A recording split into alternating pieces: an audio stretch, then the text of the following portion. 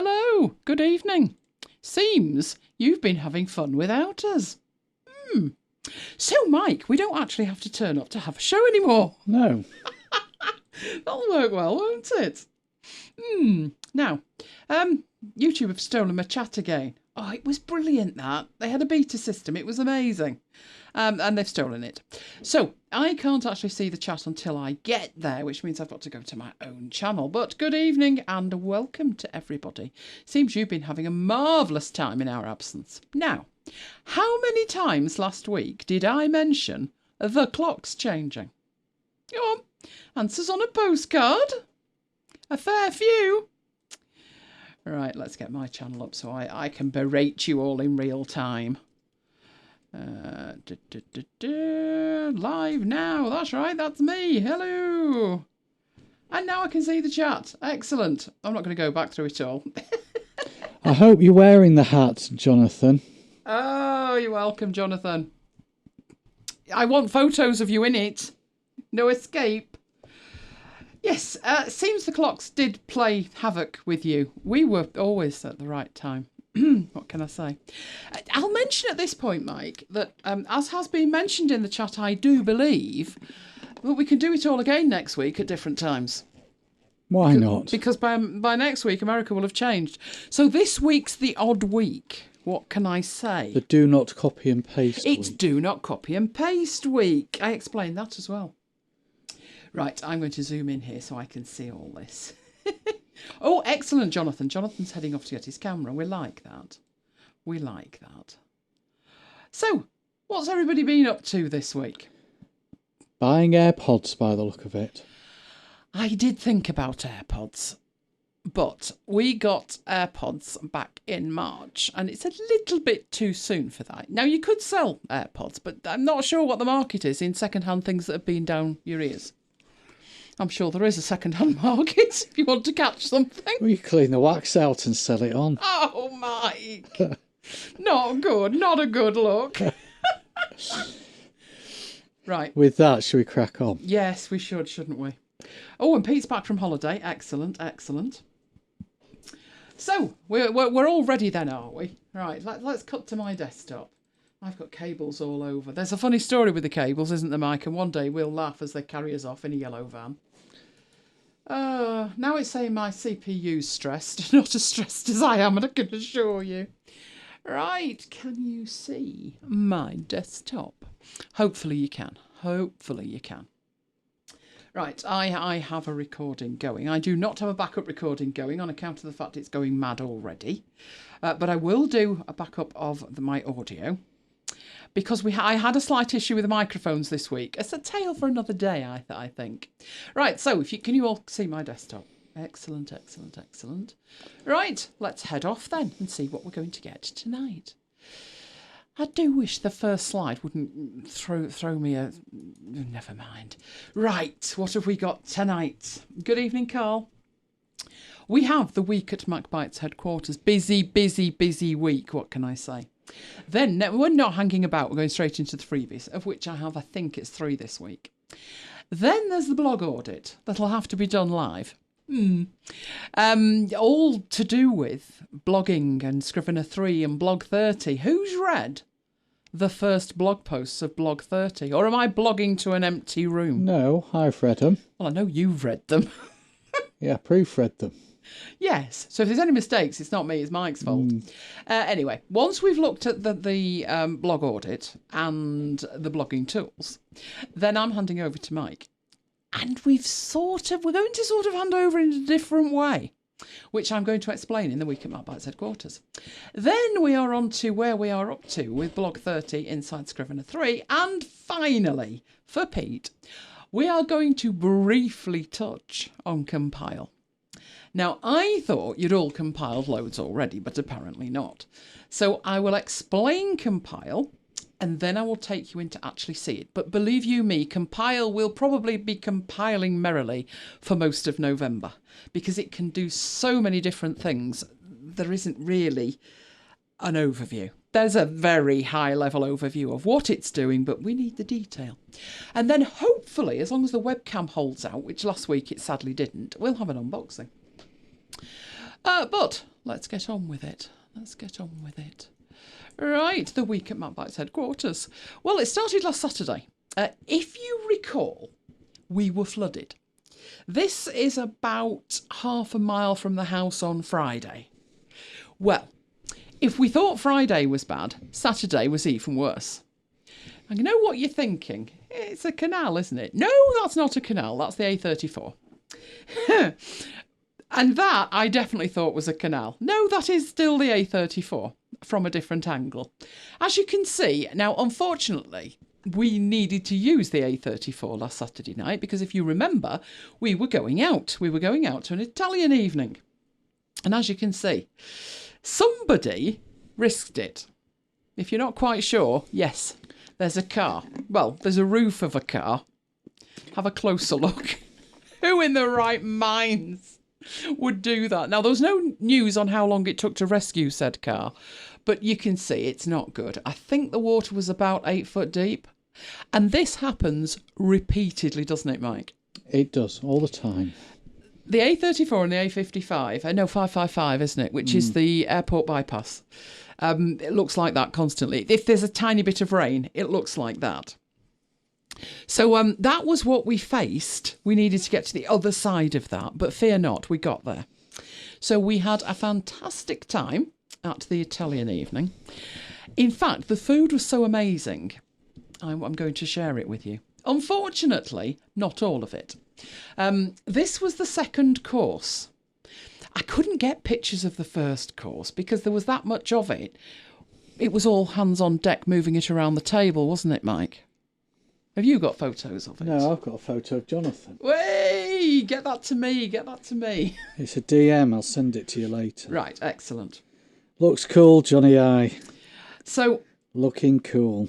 What the second course should have been was pasta, but we don't eat pasta, so we requested a chicken salad. Somehow the message had got mangled, and rather than that being a starter, they thought we were having chicken for main, so they just gave us a main-sized second course. Oh, but it was the most beautiful chicken salad. The main course was steak, but I don't eat the potatoes, so they went over to Mike.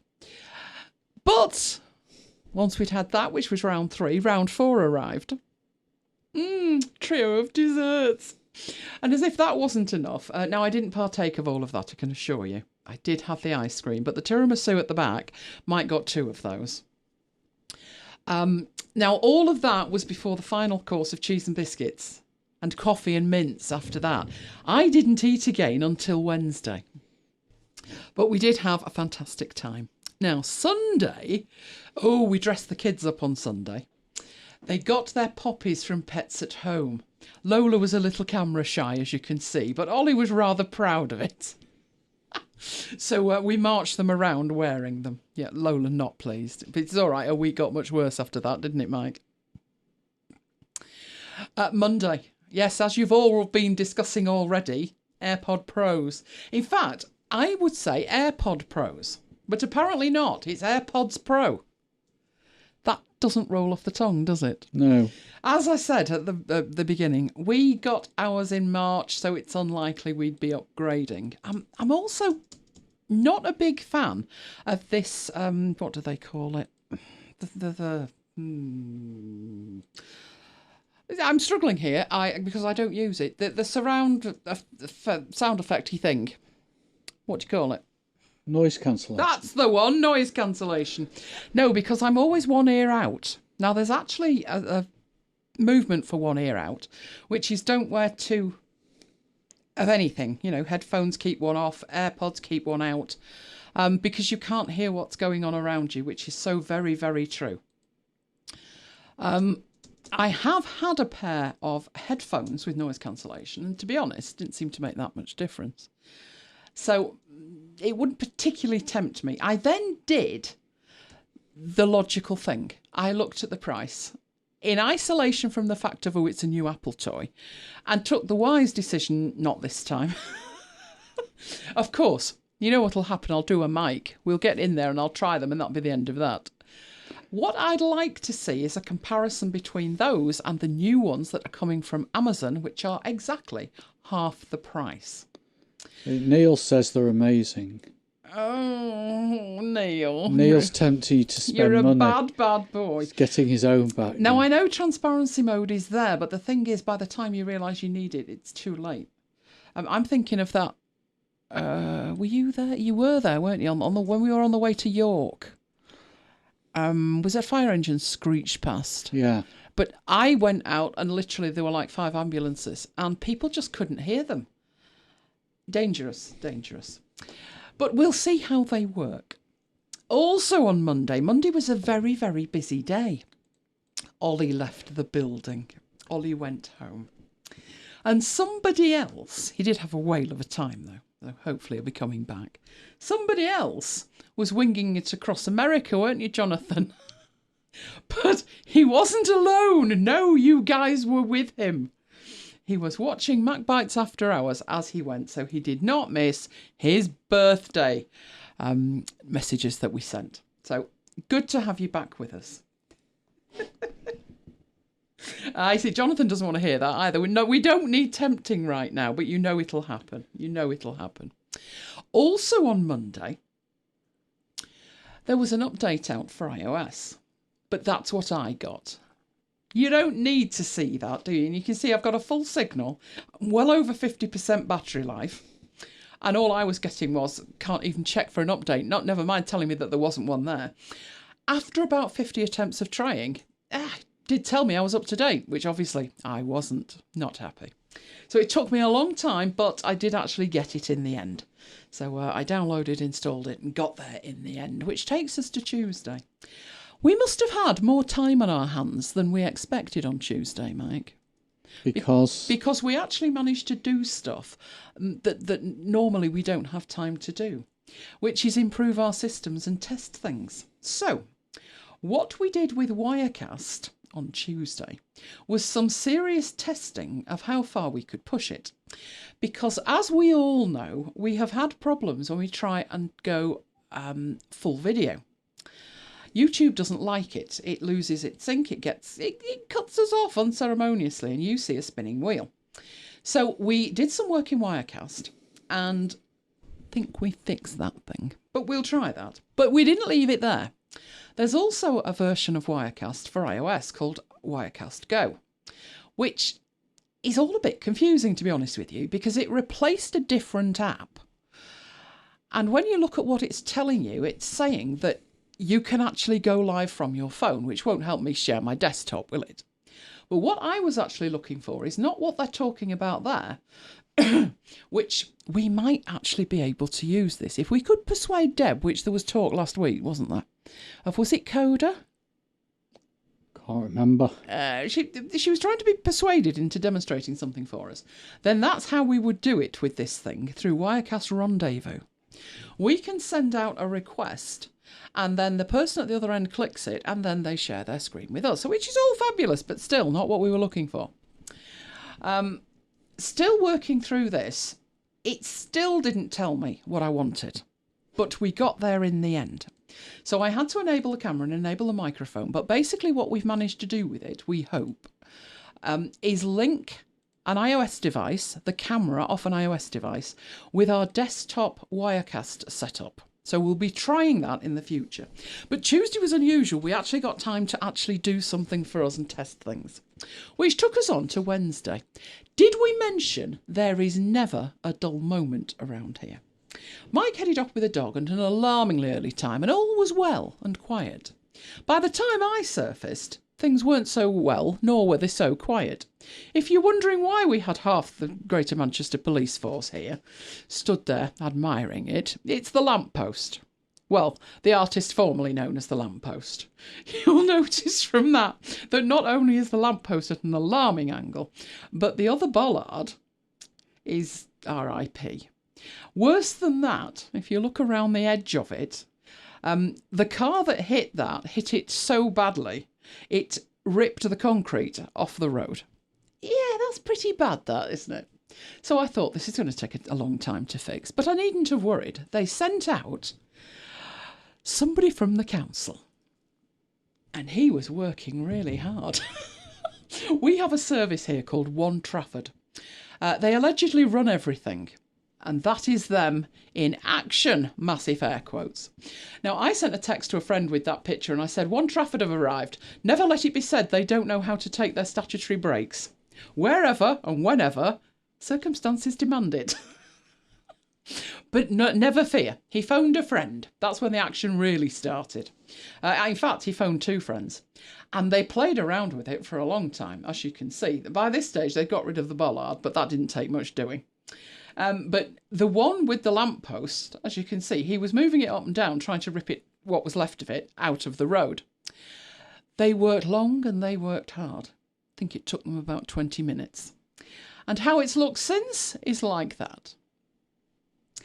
That's dangerous now. You can see them in the high-vis jackets, yes, in broad daylight. But unfortunately, there was only one lamppost there. So now, in the evening, which it is at the moment, and I could show you, but there's not much point, it's just pitch black. So now if somebody's coming along the road, they can't even see that. There's no light anymore. I would have thought they'd have left a little light, but no. And it's been like that ever since. Now, Mike yesterday got all excited, didn't you? Did I? Oh, you did. Because a van turned up. Oh, yeah. With a traffic light on the back of it. And they stayed around for a while, made a bit of noise. When they left, looked like that. So it could take weeks. The last time it did. It's just unbelievable. Now, it turned out to be, you'll like this, a local taxi service. The taxi hit it. The taxi driver abandoned the cab and legged it. So, as I say, never a dull moment. Let's write off Wednesday and let's get to Thursday. This was where Lola's week got even worse, I'm afraid. Clearly, she's never done the Halloween thing. Look at that face. She gave me such an evil. Why have you put a cape on me and why have I got devil's horns? Poor Lola. But we did have a fantastic time when we got outside with all the kids billing and cooing over her. So much so, when she came back in, fully regaled, she pegged out. Too tired to even take her cape off. But she's got an evil glint in her eye, hasn't she? I think retribution will be swift. It will be swift. But we did all have a good time, and people loved it, didn't they? Mike, you awake? Yes. Oh, good. I said people did love her. People did love her. They did. Which took us on to Friday. Very important day, Friday. Was it the actual taxi driver? Yes. A taxi hit it. I don't think he actually stopped. I think he came to a halt further up the road. And a friend of mine was out walking at the time and saw him just leave the taxi and leg it. So I presume the police are on it, but who knows? Who knows? Because that's not the first time that's been hit. That must have been hit. It's probably been there about 20 years. And I would say it's been hit at least half a dozen times, if not more. That one was particularly bad. The last one that hit it was coming the other way, because that was taken from my office window. So the last one that hit it was coming the other way. It went clean through the lamppost, clean through the bollard, and the car landed in next door's front garden. Took the wall with it, the hedge with it, and the side gate with it. So we were just lucky that we're slightly more this way. And the car this time was going in the other direction. But was the taxi driver listed on the licence or his mate relative? I have no idea. I have no idea, We won't Pete. get into legal debates like that. I don't know. But it might be in the local paper, and if it is, we'll find out. It'll all come out in the end. What I'm thinking is, it's been hit that many times, I'd rather it didn't go on my council tax. Did he leave the meter running? Probably. I'd like to know these days how you can extricate yourself like that. I mean, for a start, there's a registration plate on it. Then you've got all your gear in there, like your sat-navs and stuff. I mean, it knows who you are. Is it common to have a lamppost in the middle of the street? That's a really good question, Kim. Let's go back to that and let me show you. Ooh, the one with the lamppost. There we go. That is a fairly main road. It's not like a highway. It's a residential road. We live on the corner of a side road that obviously links in with that main road. And the reason that thing was built, as I say, it was built about 20 years ago, possibly a little bit longer, is so people can safely cross the road. As long as there's no taxi coming, obviously. The idea is that people can stand there that can get halfway and stand there and wait until the other half of the road is clear. I would say on this road, which is exactly a mile long, I think there's 2 of them. Is there any more, Mike? Oh, no, there's a zebra crossing. I think there's 2 of them. There's that one, and there's one down at the other end, and it looks identical to that. But they are a death trap.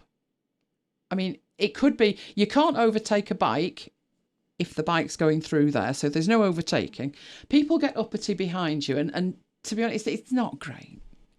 I don't think it helps. And as you can see from the state of that, if you were actually crossing the road, I would be concerned. I don't like standing in the middle of those. I wouldn't even use one. I would just wait until the road was clear and come across. Do you use them? All the time. Oh, no, I don't. I don't trust drivers. It is a 30 mile an hour limit, but he must have been going at least 50 looking at the state of that. At 30, you wouldn't have done that with it, would you? So I will keep you apprised of where we're at with that. But we're going back to Friday, because Friday was important. You guys should be able to tell me why Friday was important. Do you know why Friday was important, Mike? It's the first of the month. I know it was the first of the month. That's another bit of a clue. I do. Yes, blog 30. Did I make it? Did I manage one post for one day? Actually, I did. That went up last night at 7 o'clock. I've even done today's, what can I say? But we'll be coming on to blog 30. Now, Saturday. Yeah, that's today, isn't it? Busy girl. 3 blog posts in a day and a bit. Oh, yes. So today's was something that had bothered me for a while and is well worth reading. It does what it says on the tin. That's exactly what the problem was. But there is a solution. In fact, I'll show you that before we go any further. It's a good one, this. Right, let me show you. No, not Wirecast. No. I'm on Finder. Come on. Right, Finder. Here we go. So there's a Finder window. And obviously, when I say disclosure triangles, I mean these things here. These little triangles are at the side. And my situation was I have 3 8-terabyte drives, inspirationally called 1, 2, and 3. I also have my scratch disk, so we'll do it on my scratch disk, because this is where there's nothing there at the moment, is there? Oh, a whole gig. No, a whole terabyte, rather. A whole terabyte of nothingness. Awesome. Right, so I've got these disclosure triangles, and the problem that I had was they weren't there. So what it looked like was... now you've disappeared off the other window. That's not great either. Right, this window is the one I'm trying to work with.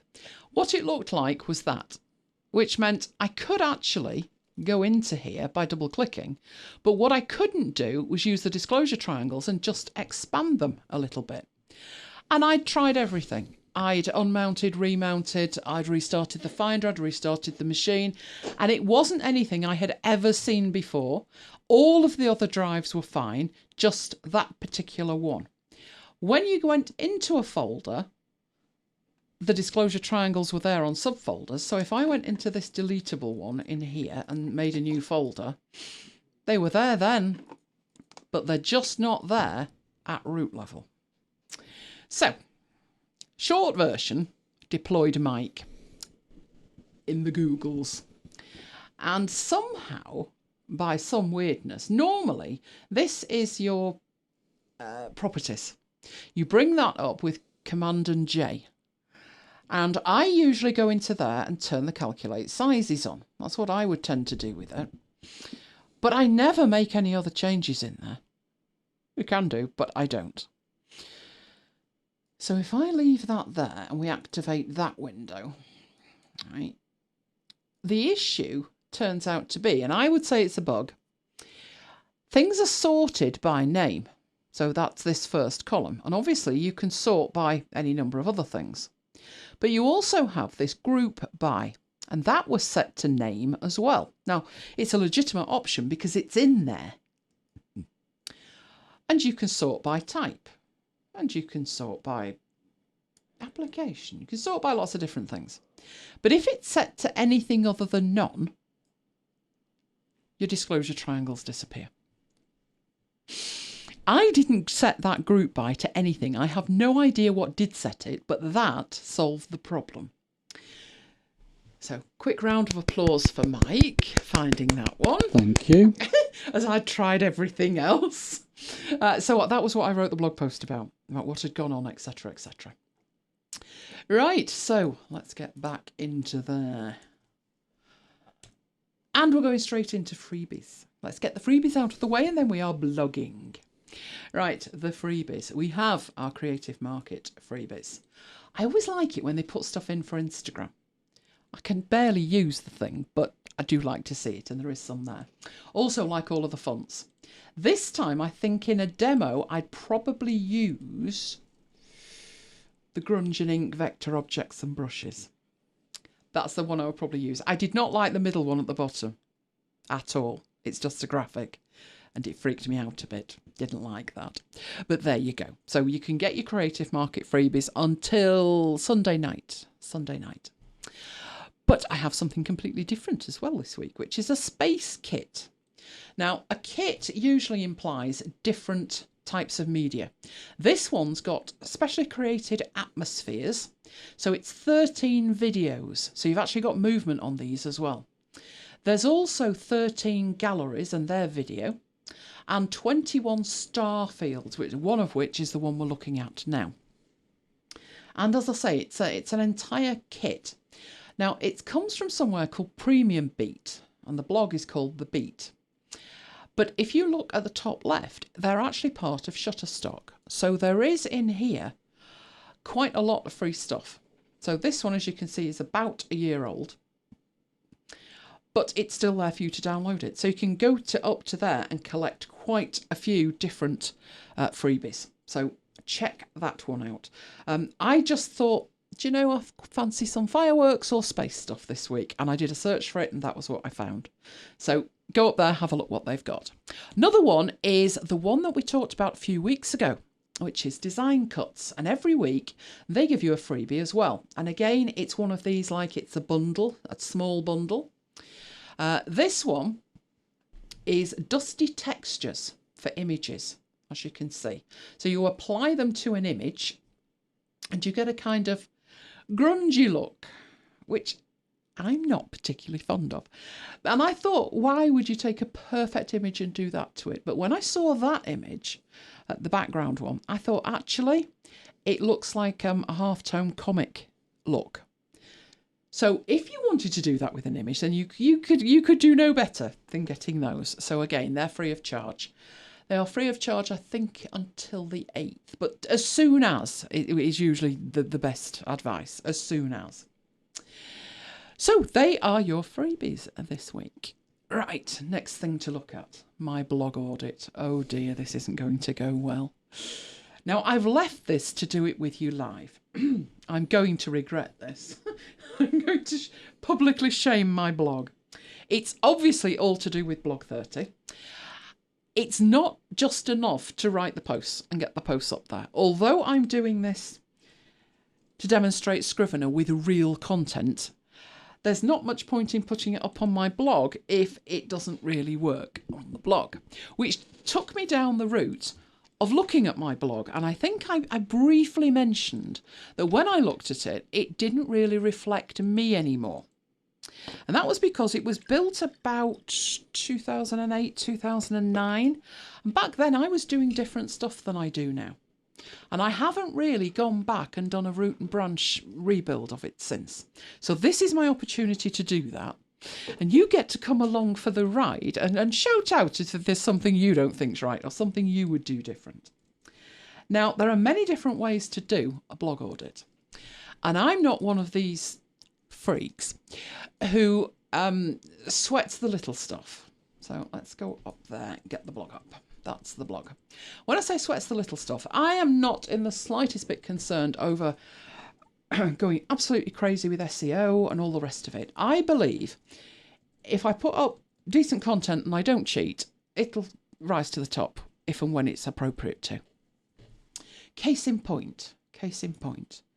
I did a site, there we go, many moons ago. And this site was all about the work of an actor in the UK. No, it hasn't been updated in quite a while. But he used to play Anton Mayer in Holby City, which is what this is all about. Obviously, he's done loads of other stuff. So I put this together with all the stuff he's done, and I didn't try particularly to optimize it for SEO or anything else either. I just put up accurate information in a timely manner, as you can see. And within about 3 weeks, if you search for the actor on Google, it comes up top. So I don't go in for this, oh, I'm going to load this with keywords and I'm going to do this and I'm going to do that. Just be honest and don't cheat. It's simple. It's not difficult. Let's see where it is today if I try it. Probably move down a bit. George Irving, actor UK. Let's try that.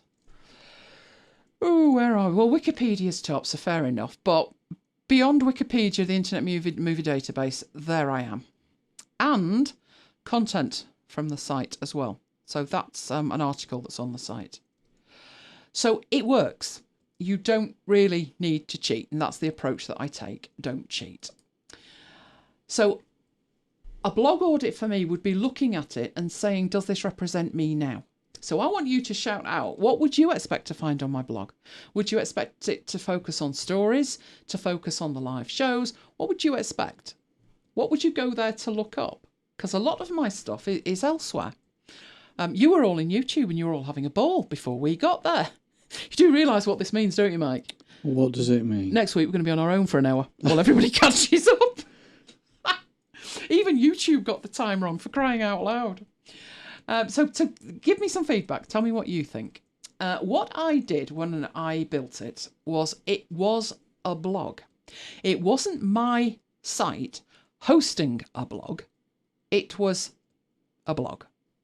I would say now there's different stuff. So I have this profile of me and I have a sign up.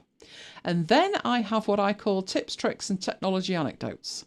Tales from the IT frontline. And that really is the blog part of the site. I do put the stuff that I do. So I've just started putting the after hours on. But I put on my YouTube stuff. So all of these are posts. I do reviews of things. What else have we got? Oh, when I was hunting for a perfect laptop stand, I did that one as well. So that's the blog part of it. Now, how many of you guys have got a blog? Let me know in the chat if you've got a blog and what platform you use for it. Because what I've got on here is WordPress. Now, I'm going to talk about blog tools once we've looked at what's on there. So let's not get bogged down in what I'm using, but it's a WordPress blog. So that's the kind of post that I'd be putting on there. So all of these I had actually bought over the years, I think. And the upshot of it was there are some that are cheaper than others, and I actually found the cheaper ones to be the better ones. So that's a post. Hello, Simon. Yes. You're here now and we're here now, but apparently half the chat room were here way before we were. Right, so Jonathan did but took it down. That's the problem, Jonathan. You put a lot of effort into it and you build it up and it represents you at that point, but it's very difficult to kind of tweak it along the way. I think it takes something like I've done now where you think, do you know what, I need to go back and I need to look at this and have a think about it. But that's the blog part of it. So if we go back to the home page. Now, a distinction you're going to have to be aware of is with any kind of blog, you've got posts and you've got pages. So what we were looking at here, these were my posts. So these are individual little stories, if you will. There may be a commonality between them. So the after hours, the 3 of those, obviously. But each one is a discrete piece of content in a post. Now, what will happen with posts is you post an individual post, then you post another one. And that moves the previous one down in the pecking order. So if we look at the posts I've got here, when you get to the bottom of them, it says older entries. And you click on that and it loads in another set of posts working backwards. So basically, as things get older, they disappear down the list. This was a series that I did alarmingly 2 years ago, right? So you can see each one's got a day 50, day 49. There was obviously 50 days, but they're posts, and that's what a post is. Pages, completely different. Pages are things that you would want there all the time. You want them in a predictable place. And the reason that you want them in a predictable place is because they have perennially important information on them. So to give you an example of a page, if we look at my text setup, this one, I want it there all the time. And if it was a post, it would disappear down the list of posts and eventually drop off the end. No one's going to go through 27 pages to find it. That's important. That is something that a lot of people ask me about. Now, that picture's actually a good few years old now. I still have a very similar setup. The monitors either side are different. They're 24-inch and I've now got 27. There is a 5-port USB charger. I now have two 10s. There's an old trackpad. Don't use that anymore. Changed that keyboard. Changed the mouse thing over here. So it's time to update it, but it would still be a page. It's content that I want in a static, predictable place. In fact, as I hover over that, you can see it's 2014. That was when the 3 monitors went in 2014. So it's definitely in need of an update. So what I'm doing as I'm sitting here is thinking, right, what needs an update, and make a note of that. And that's my idea. Oh no. Poor Pete. Pete's heading off. Okay, Pete. Yeah, November's going to be really good. Right, so I'm making a note that the my tech setup needs an update. So when I've done the entire blog audit, I'll probably have that in a spreadsheet, maybe Notion. Might put it in Notion, and I will show you that next week. But what we're doing this week is working out what on earth's going to be in it. So the My Tech Setup page definitely needs an update. Now, just in relation to addressing a question that a comment Jonathan's made there, finding the perfect theme is a battle. It is, Jonathan, and we went through quite a lot on our blogs, and MacBites has had a fair few. And the problem with the themes are, in WordPress, the look of your site, the colours, the layouts, the menus, the look of it should be controlled by a theme, and the content should be controlled by WordPress. And never the twain should meet. The theme is installed into WordPress, and that's it, supposedly. But the problem is, themes can be extended in ways I don't think WordPress originally thought about. And it gets a bit fuzzy around the edges as to which bit of the look is WordPress and which is the theme. And you've got the theme being so clever, it's affecting the content. And that just makes it even more difficult to pick a really good theme. We've got that licked though, Jonathan. So hold on to your hat there. That's one of the things I'm going to look at when I look at the tech stack that I use for my blog. We have the same theme on virtually every site that we have. That doesn't mean that they need to look identical, but it does mean if you've designed something on one site and you want something very similar on another, we can actually export the look and import it into another one. So getting the theme right is critical. We're there with that one, so that's okay. Right, so let's go back to the homepage and have a look. Right, what would I do with the homepage? Well, looking at that image, I think that image needs doing. Because that iPad, you can see that the calendar on it says 2015. And that iPad must be an iPad 2, 3, something like that. So I would say the homepage hero header needs an update. That keyboard's old as well. But I do actually quite like the colour of it because it complements the colour of the blog. So I'd want something to replace it that's similar, but just a little bit more up to date. Right, menu across the top before I go any further. Well, I probably do need an about me. I dread to think what that says. But it needs updating, trust me. Yeah, it definitely needs updating. I have a YouTube channel, really. Yes. So that needs a complete update. So all I'm doing is putting about me on a list. Mainly this is going to say update. And that to me is what a blog audit's all about. Now I do have a presentations page, but you'll notice my next live session, Affinity Photo, I think that was 18 months ago. Did I mention updating pages? Not the best at. No, this needs to update more. But it's got my previous presentations, but you'll notice I gave that up in 2015 as well. Of course I've done presentations since then. But keeping these things up to date is tricky. But you'll also notice here that each one of these is a link. So if I made those link out to the actual content, we might be getting somewhere. So even the About Me page, sort that out. Wasn't Google Plus sunsetted? It was, but I've still got it somehow. Google Plus was sunsetted for everybody who didn't have an enterprise level account, which I do. But obviously it's useless because nobody else is using it. So it's still there for enterprise, but no one else is looking at it. So I would take that away. You're quite right, Jonathan. So I would lose Google Plus for a start. So the presentations page also needs updating. Now, what I would need to think about with that, what should that look like? It would be nice to have upcoming presentations, but that depends on how many of them there are, because otherwise you'd be spending so much time updating stuff. This is where discussions of this theme come into it. What if I had a theme that could take care of that for me? What if I could put the technical term for which is blog block on a page and it pull in all of the upcomings or all of the posts that are presentations?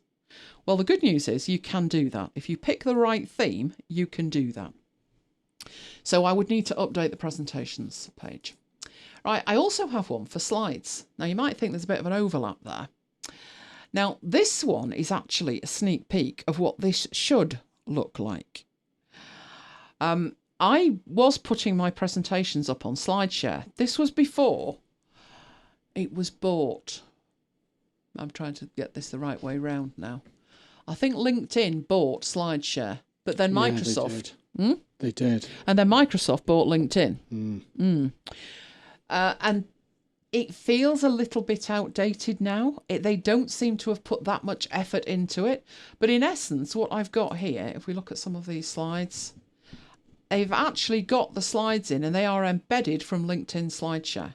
So it's a way that I can share the slides from a presentation and you get to see them as they were delivered without me having to do any magic at my end.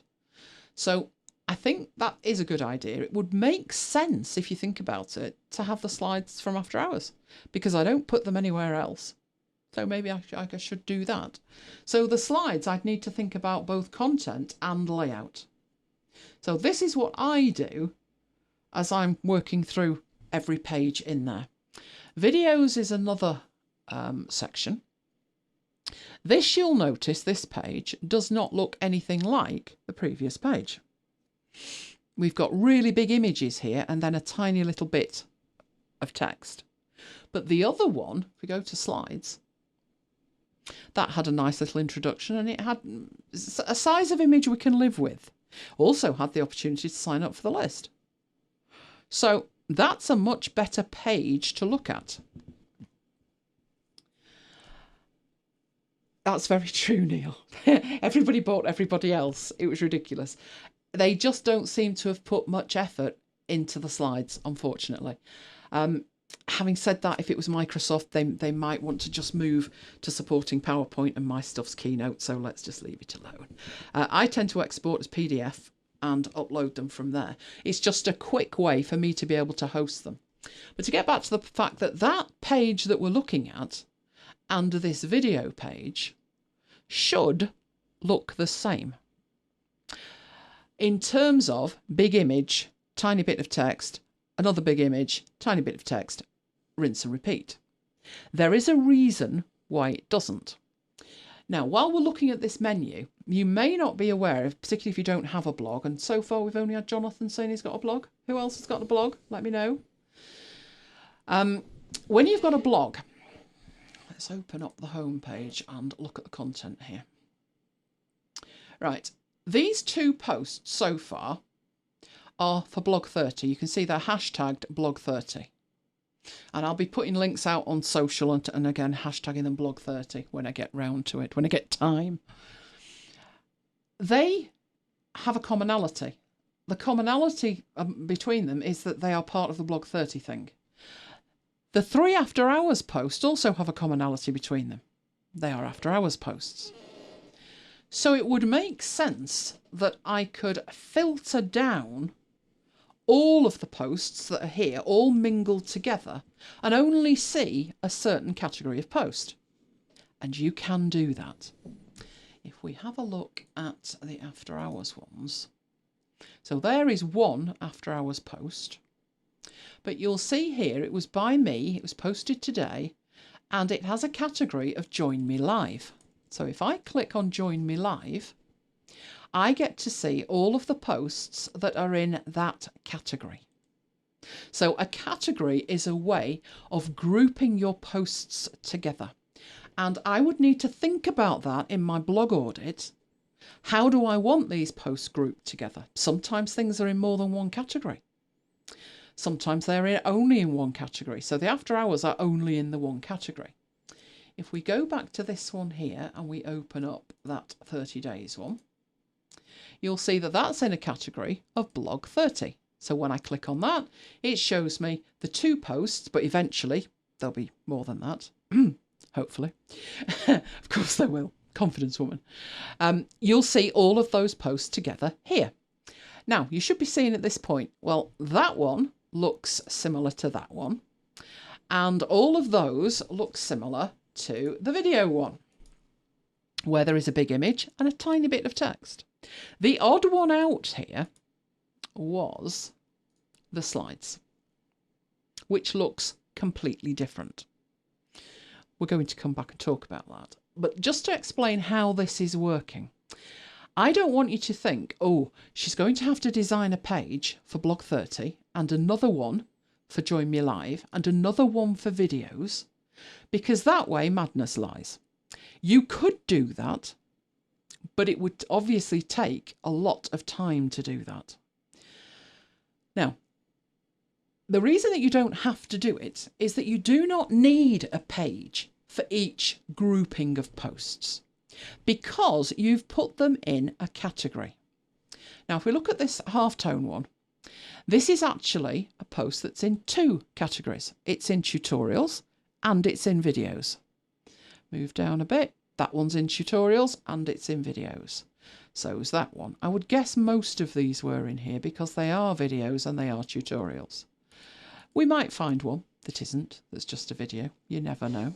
Let's have a look. Tutorials and videos, tutorials and videos. They're all tutorials and videos, crying out loud. There may be a tutorial in there that is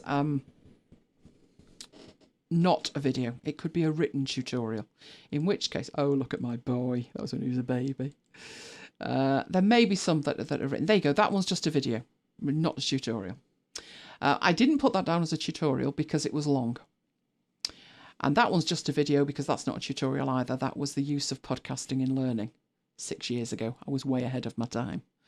All right. So we're looking at videos, but there is stuff in here that is also a tutorial. Right. Who do you host your blog with? Mike, where are we? SiteGround. SiteGround. That's where we are. Yes, SiteGround. Which have been very good, actually, haven't they? I'm touching wood. Yeah. Fear not. Fear not. Right, so they are in categories, and categories are your friend because it means instead of designing one page per category manually, and you could have 50 categories on your blog, WordPress provides you with a framework for what it is called a category page. So if we have a look at blog 30, look at the URL. Category/blog 30. If we look at Join Me Live, category, Join Me Live. And videos, category, videos. Now, obviously, it's also got page 3 there because I've navigated through to page 3, but category, videos. So WordPress gives you a default page, and that is what the default page looks like. Now, I don't like it. It's far too big. That image, somebody's done a search and they get that back. There's very little in the way of explanation and just a huge graphic. I would much rather it looked like the homepage and had a tiny little blog block. And I can do that if I build a page. So this page here, that's blog 30, what if, let's take that and open up another copy of it. I'll put them side by side. They both are identical at the moment. They're both going to the same URL. But if I took out category and we just had blog 30, I've built a page manually for blog 30. And I've got that looking the way I want it to look. But, and this is the point I'm making about the audit, you're going to end up with a list as long as your left leg of pages that you would like, and you don't want to have to do what I've done there and create them manually, because you'd need one for Join Me Live and you need another one for videos. Now, this is where Jonathan's made the point about trying to find a theme. If I change the theme on my blog, I may well lose this page with the huge graphic on it. Maybe my new theme is clever enough to make a guess. Oh, she'll probably want it in 2 columns and smaller. That sometimes comes from your theme. And this is why finding the right theme is a nightmare. Because if you find one that's got the page there that is perfect for you, you'll think, great. And then you'll move on to another page and think, I didn't want that page to look like that. And then you're back to the drawing board again. So what you really need is a theme that is flexible enough to allow you to customize an infinite range of options and give you the toolkit you need to make a page look how you want it to look. And that is very difficult. It's very difficult because traditionally themes, we should dig out those pictures of MacBites from years ago, Mike. We had a theme called P-Dawn, and it was very dark, and we went for it because we wanted black. And it was a living nightmare. If you posted a post, everything fell over. It was bad. We went from P-Dawn to one that was blue. We went for that one because it had a space to put a tweet on. But doing that broke something else. The bird theme. The bird theme, we called that one. But Twitter could take at the time 80 characters, but this thing could only take 60. And if you put one character too many in, the whole theme lost everything. It was a nightmare. It was horrible. And that's why I can understand Jonathan saying finding a theme is the key thing. And if you could find a theme, his blog would be back. Exactly. That's exactly where we were. Now, luckily, we found the right theme. So I'll be talking about that. But I'm just going to show you that all of the pages that have category in them tend to be this big image, tiny bit of text, because that's the default. But the theme that we've used, which I will talk about, we've got a referral link for that somewhere, which would be very handy. Mike, dig it out. The theme we've chosen actually allows us to redefine what the default pages look like. So we're not stuck with them at all. Prove that point, category, videos, category, join me live, category, slides. Whoa, that doesn't look the same. And that isn't a page that I have designed. That's a page that's automatically generated by somebody searching for a category of slides. And that's why choosing the theme is so critical. So I will show you which is the right theme. It's a very good theme. It's called Divi. And most unfortunate name, to be honest. But it does allow you to do... I've never found anything I can't do with it. And it's improving by the second. So we will take a look at that later. So at this stage, I've worked my way through the top. And I've got a contact page, which is also broken. It wasn't broken. There it is.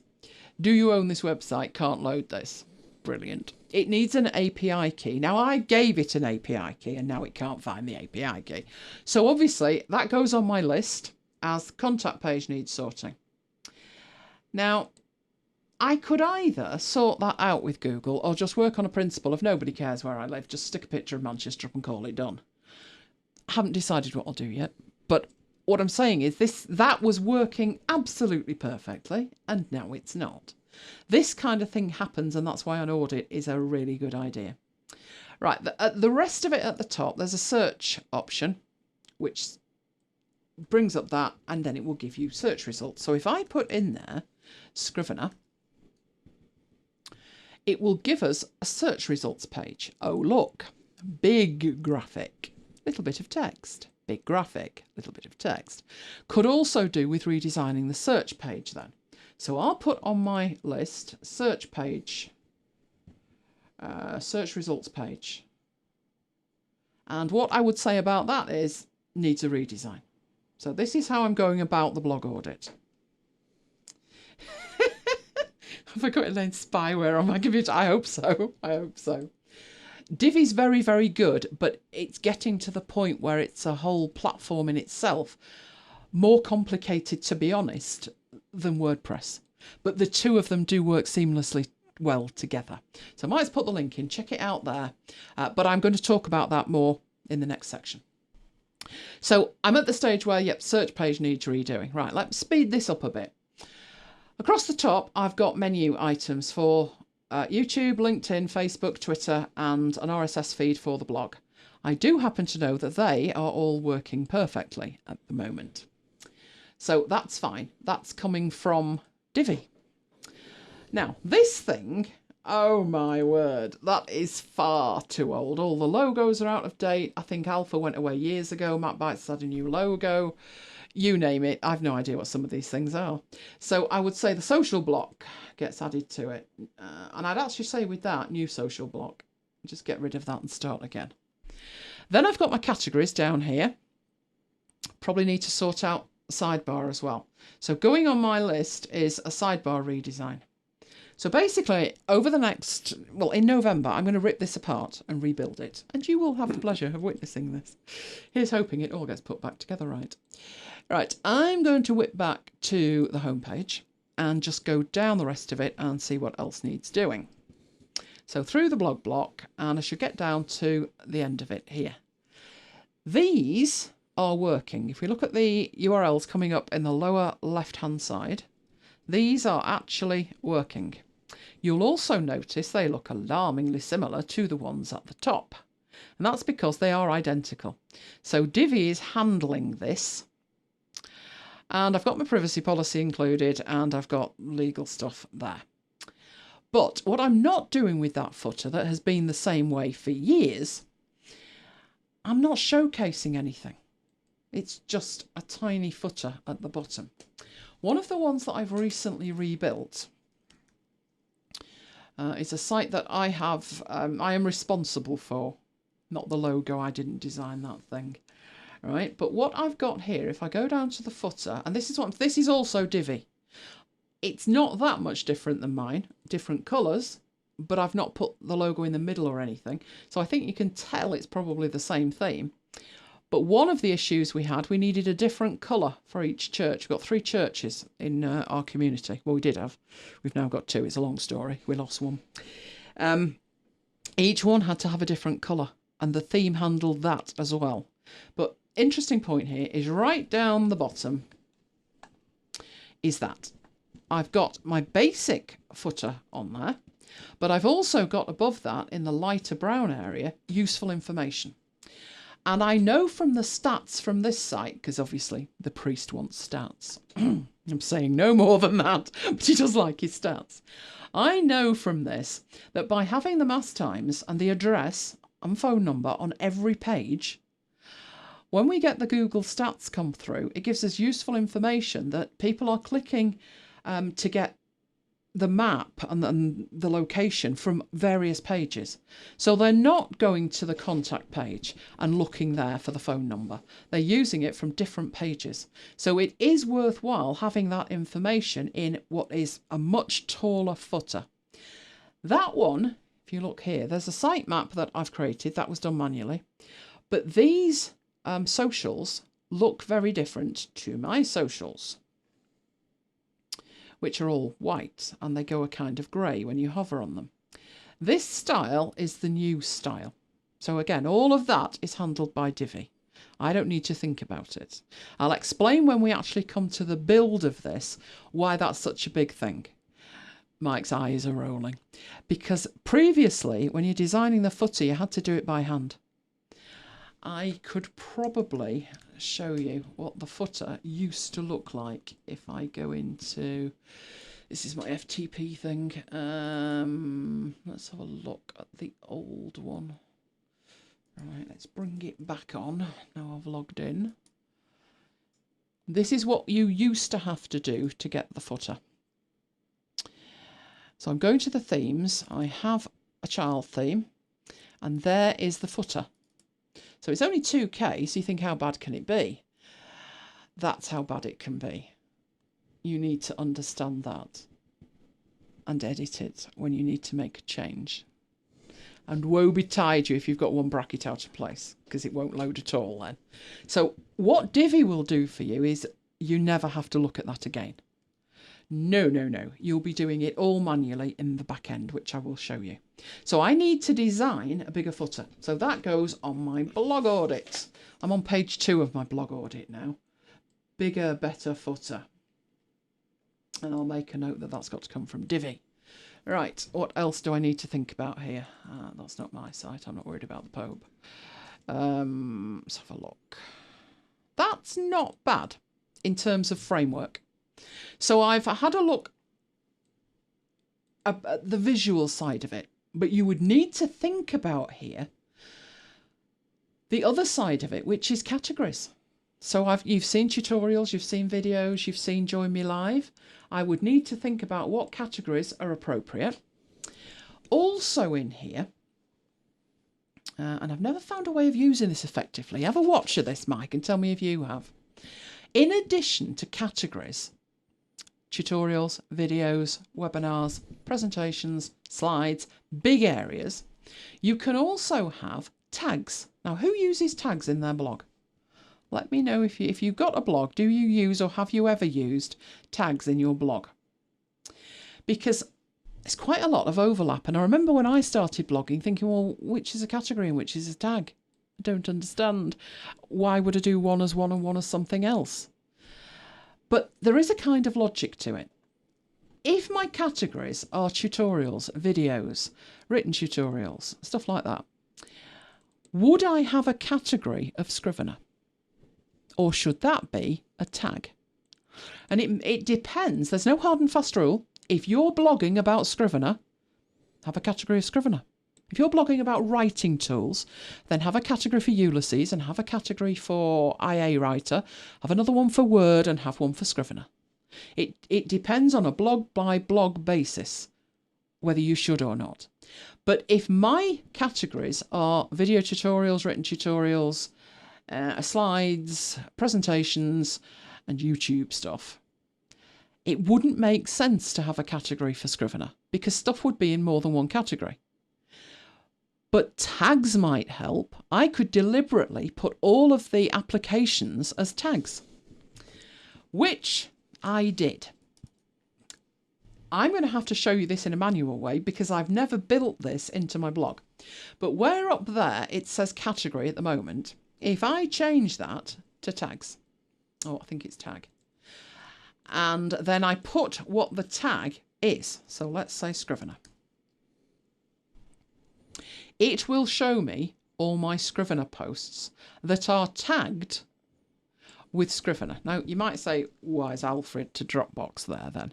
Because I discuss why I'm using Dropbox, and one of the things was my Scrivener files are in Dropbox, so it was tagged with Scrivener.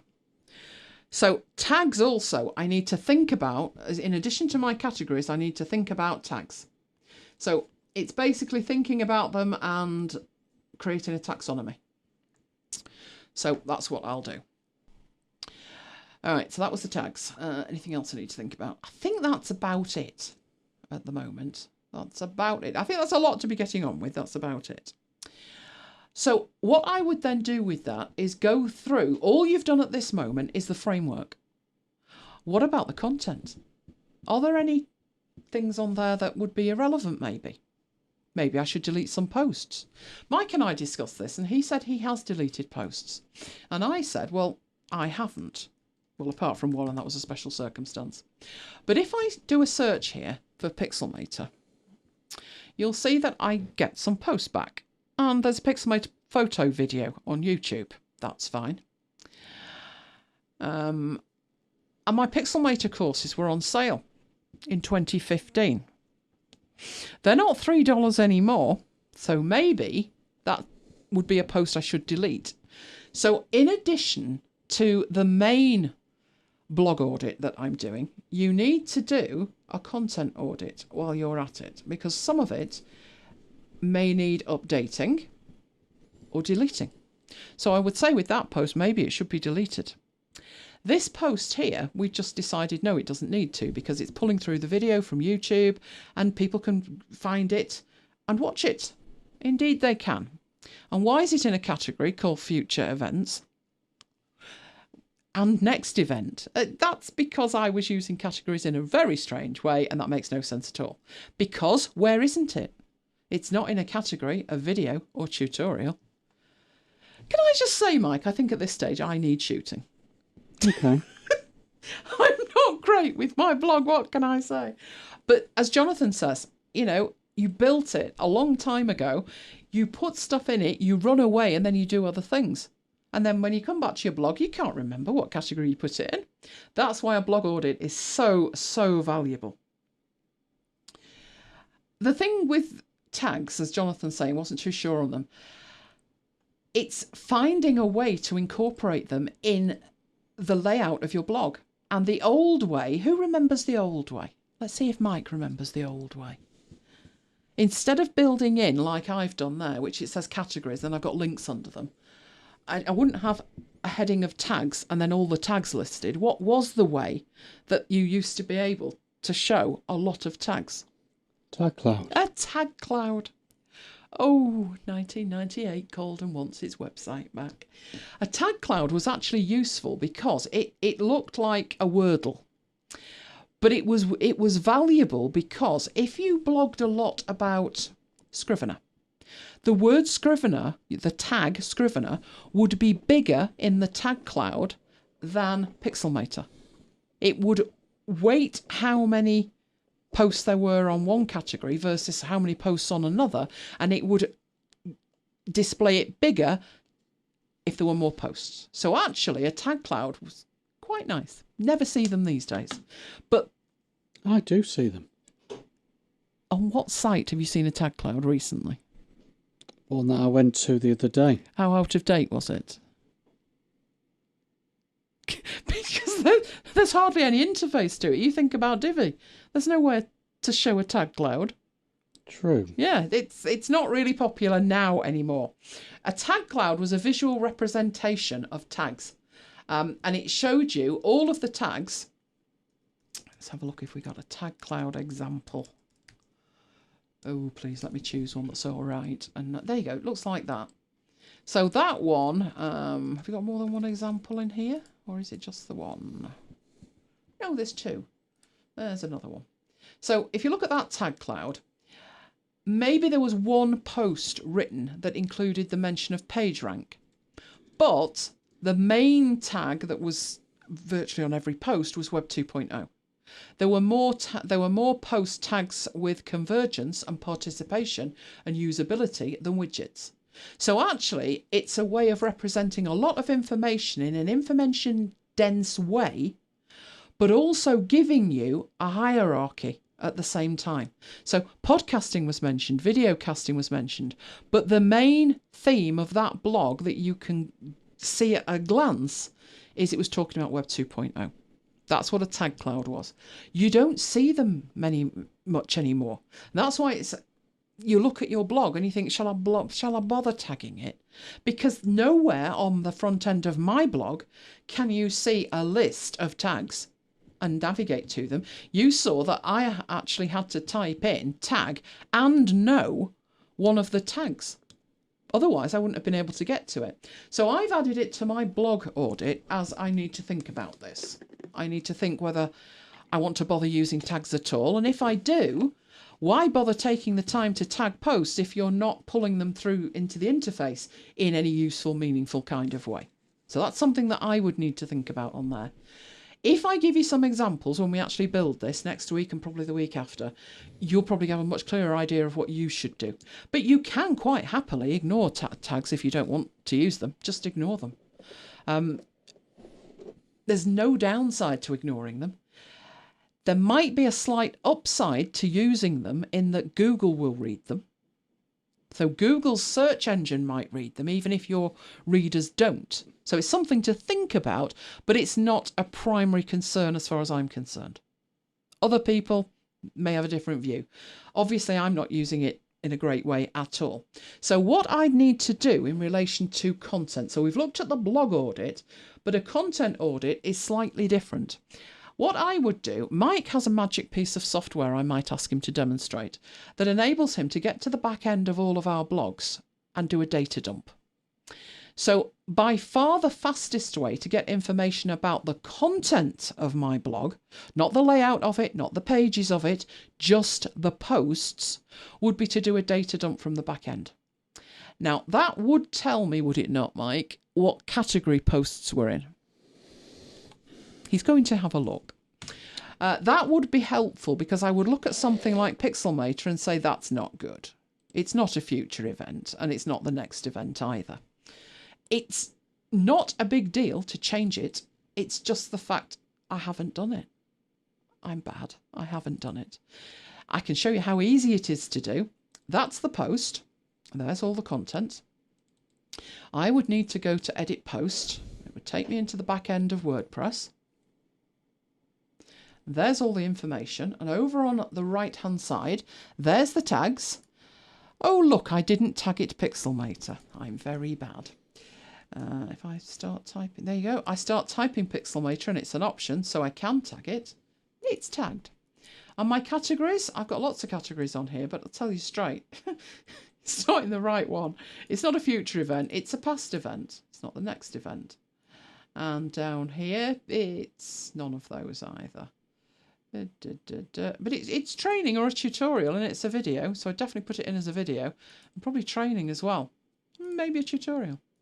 So it's that easy to change it, but the fact is then all I need to do is hit update. The fact is we don't do it. Nobody does that on a regular basis because you'd have to go through and look at every single one. But it is that easy when you've done it. So I fixed one post, whoopie-doo. Now all I need to do is fix the other 200 and odd. So that's part of the content audit that I will actually be looking at.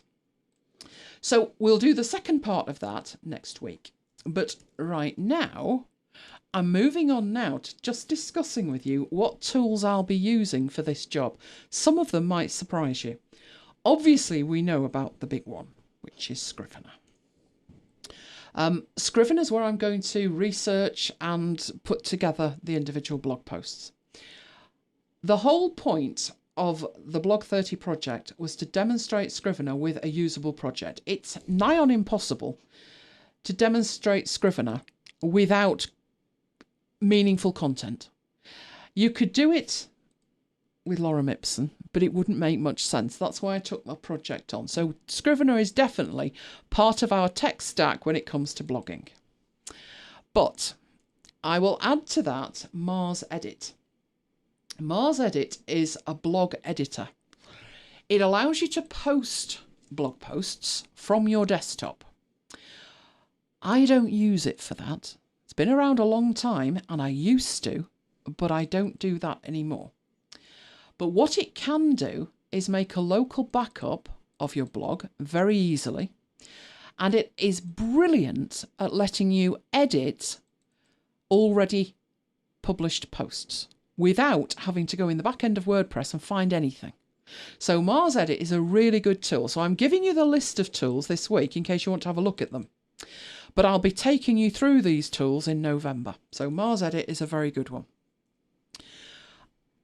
I also use Ulysses. Now, I know it's subscription based, but it is worth every penny. It's also part of Setup, and I know a lot of you have got Setup. So if you just wanted to have a go with it, I'll show you the whole of my setup in Ulysses, because 99% of my blog posts go through Ulysses. They have done up to now. So Ulysses is also part of my tech stack for blogging. We've briefly discussed WordPress. WordPress is a blogging platform. Now, there's two different versions of it. If you don't want to self-host, if you don't want to pay somebody to host your website, you can go to wordpress.com, sign up for an account and have a free blog. The difference between that and having your own blog on your own URL is the amount of control you have over it in terms of plugins and themes and that kind of stuff. Hosting your own WordPress isn't actually as tricky as it sounds. It is a little bit more work though. I personally think it's worth it. But everything that we look at will be as relevant almost for the hosted service as well as the self-hosted. So WordPress is my platform. Now, when it comes to themes, Mike's got that link again, put the link in. Divi have just released Divi version 4. That is huge. Not just in terms of, oh, it's a nice update. It is a nice update. But what they've put in it is a game changer in terms of blog management. So we looked at a page. So I'm just going to come out of that and show you. We looked at blog 30. That's a category page.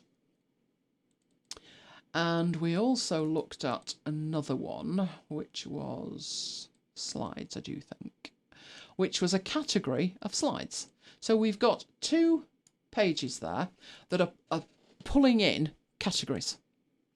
There's the one that doesn't look right at all, and there's the one that's absolutely perfect. It allows me to put a custom block of text at the top. It allows me to put sign up in it, a customized sidebar if I want to. And instead of having the big ugly images where they're too big to even see them, I've got a nice blog layout. And how I did that without touching one line of code was Divi 4. Divi 3 won't do it. So Divi 4 came out about 10 days ago and it's a game changer. Now, Divi itself is charged at either an annual price or a lifetime price. When I got it, I think I got it for a year. And we put it on a couple of sites and we said, this is a game changer. We said, it is, isn't it? And we got a lifetime license many years ago. So it's paid for itself so many times over. They do usually have a sale on, and at the moment they've got 10% off. But of course it's coming up to Black Friday, and they may have a sale then as well. I do believe, might want to correct me on this, that the price is something like $250. Now, before you all choke on your teeth, you were very, very keen on the AirPods, weren't you? Same price. Difference? Imagine that you were paying $250 for lifetime AirPods you'd snatch their hand off. That's what you get with Divi, lifetime, for about $250, $260, something like that. $249. $249. I was $1 out. There you go. But there's 10% off at the moment, isn't there? Doesn't say so. Oh, there was 10% off. If it's gone away, I'm sure there will be some deal on for Black Friday. So I'll be taking you through Divi as a standard theme. So you install it and now it looks like that. But I'll also show you behind the scenes of Divi how to use Divi to actually change everything about your site. You do not need to know about CSS. You do not need to know about PHP. You do not need a text editor. You do everything in the browser. It's virtually WYSIWYG. So Divi 4 is fabulous, and that's what we'll be doing with it. So I thought I'd give you the heads up at this point. We've done the blog audit. I need to do my content audit, and next week I'm going to show you the results of that. Haven't decided if it's a spreadsheet or Notion yet, but when I know, you'll know. And I've given you the tools that I'll be using in case you want to get a head start and have a look at them. I'm going to hand over to Mike now in a snazzy new way, hopefully. Does it have noise cancellation? Yes, it does. It cancels out noisy blog posts. Did lifetime updates include from 3 to 4? Yes, it did. Everything. We paid for version 1, I think. So we've had all of the point updates. You basically get an account with elegantthemes.com and they mark the fact that you own it, and that's it. You're done. They also give you access to thousands and thousands and thousands of layouts.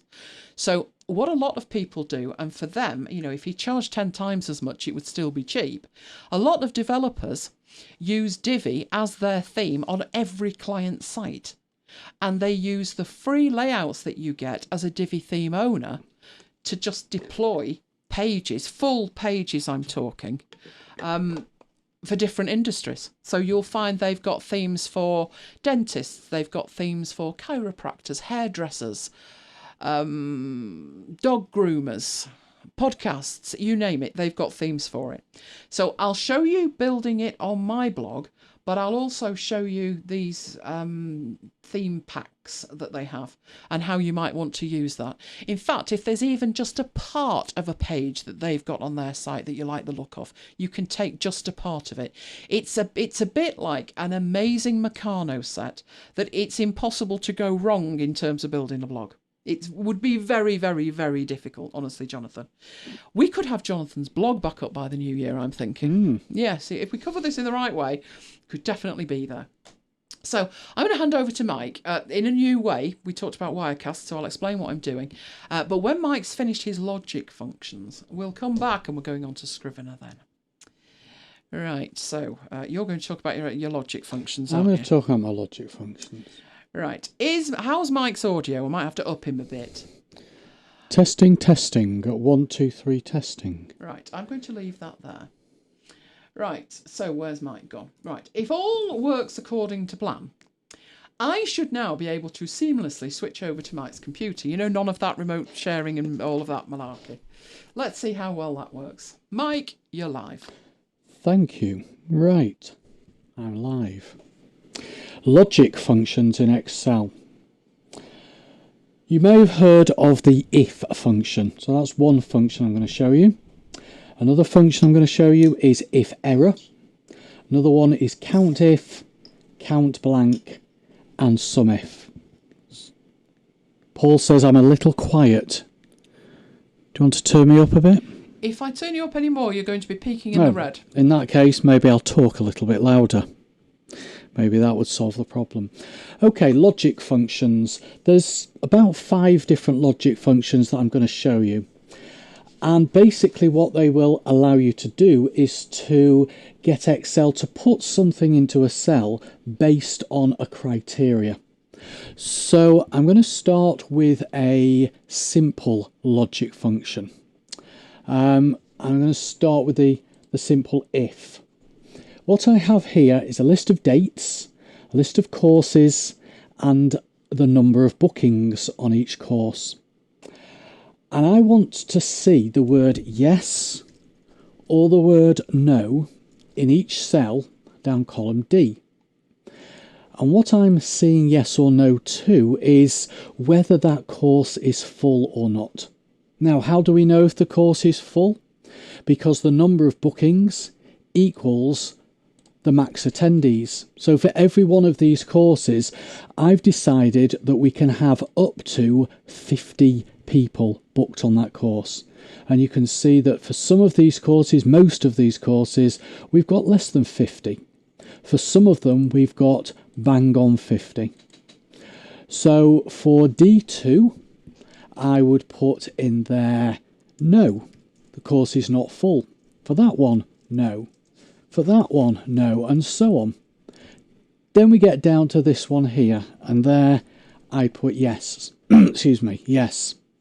Because I'm saying that the number in C6 is equal to the number in G1. If those two are true, I want it to say yes.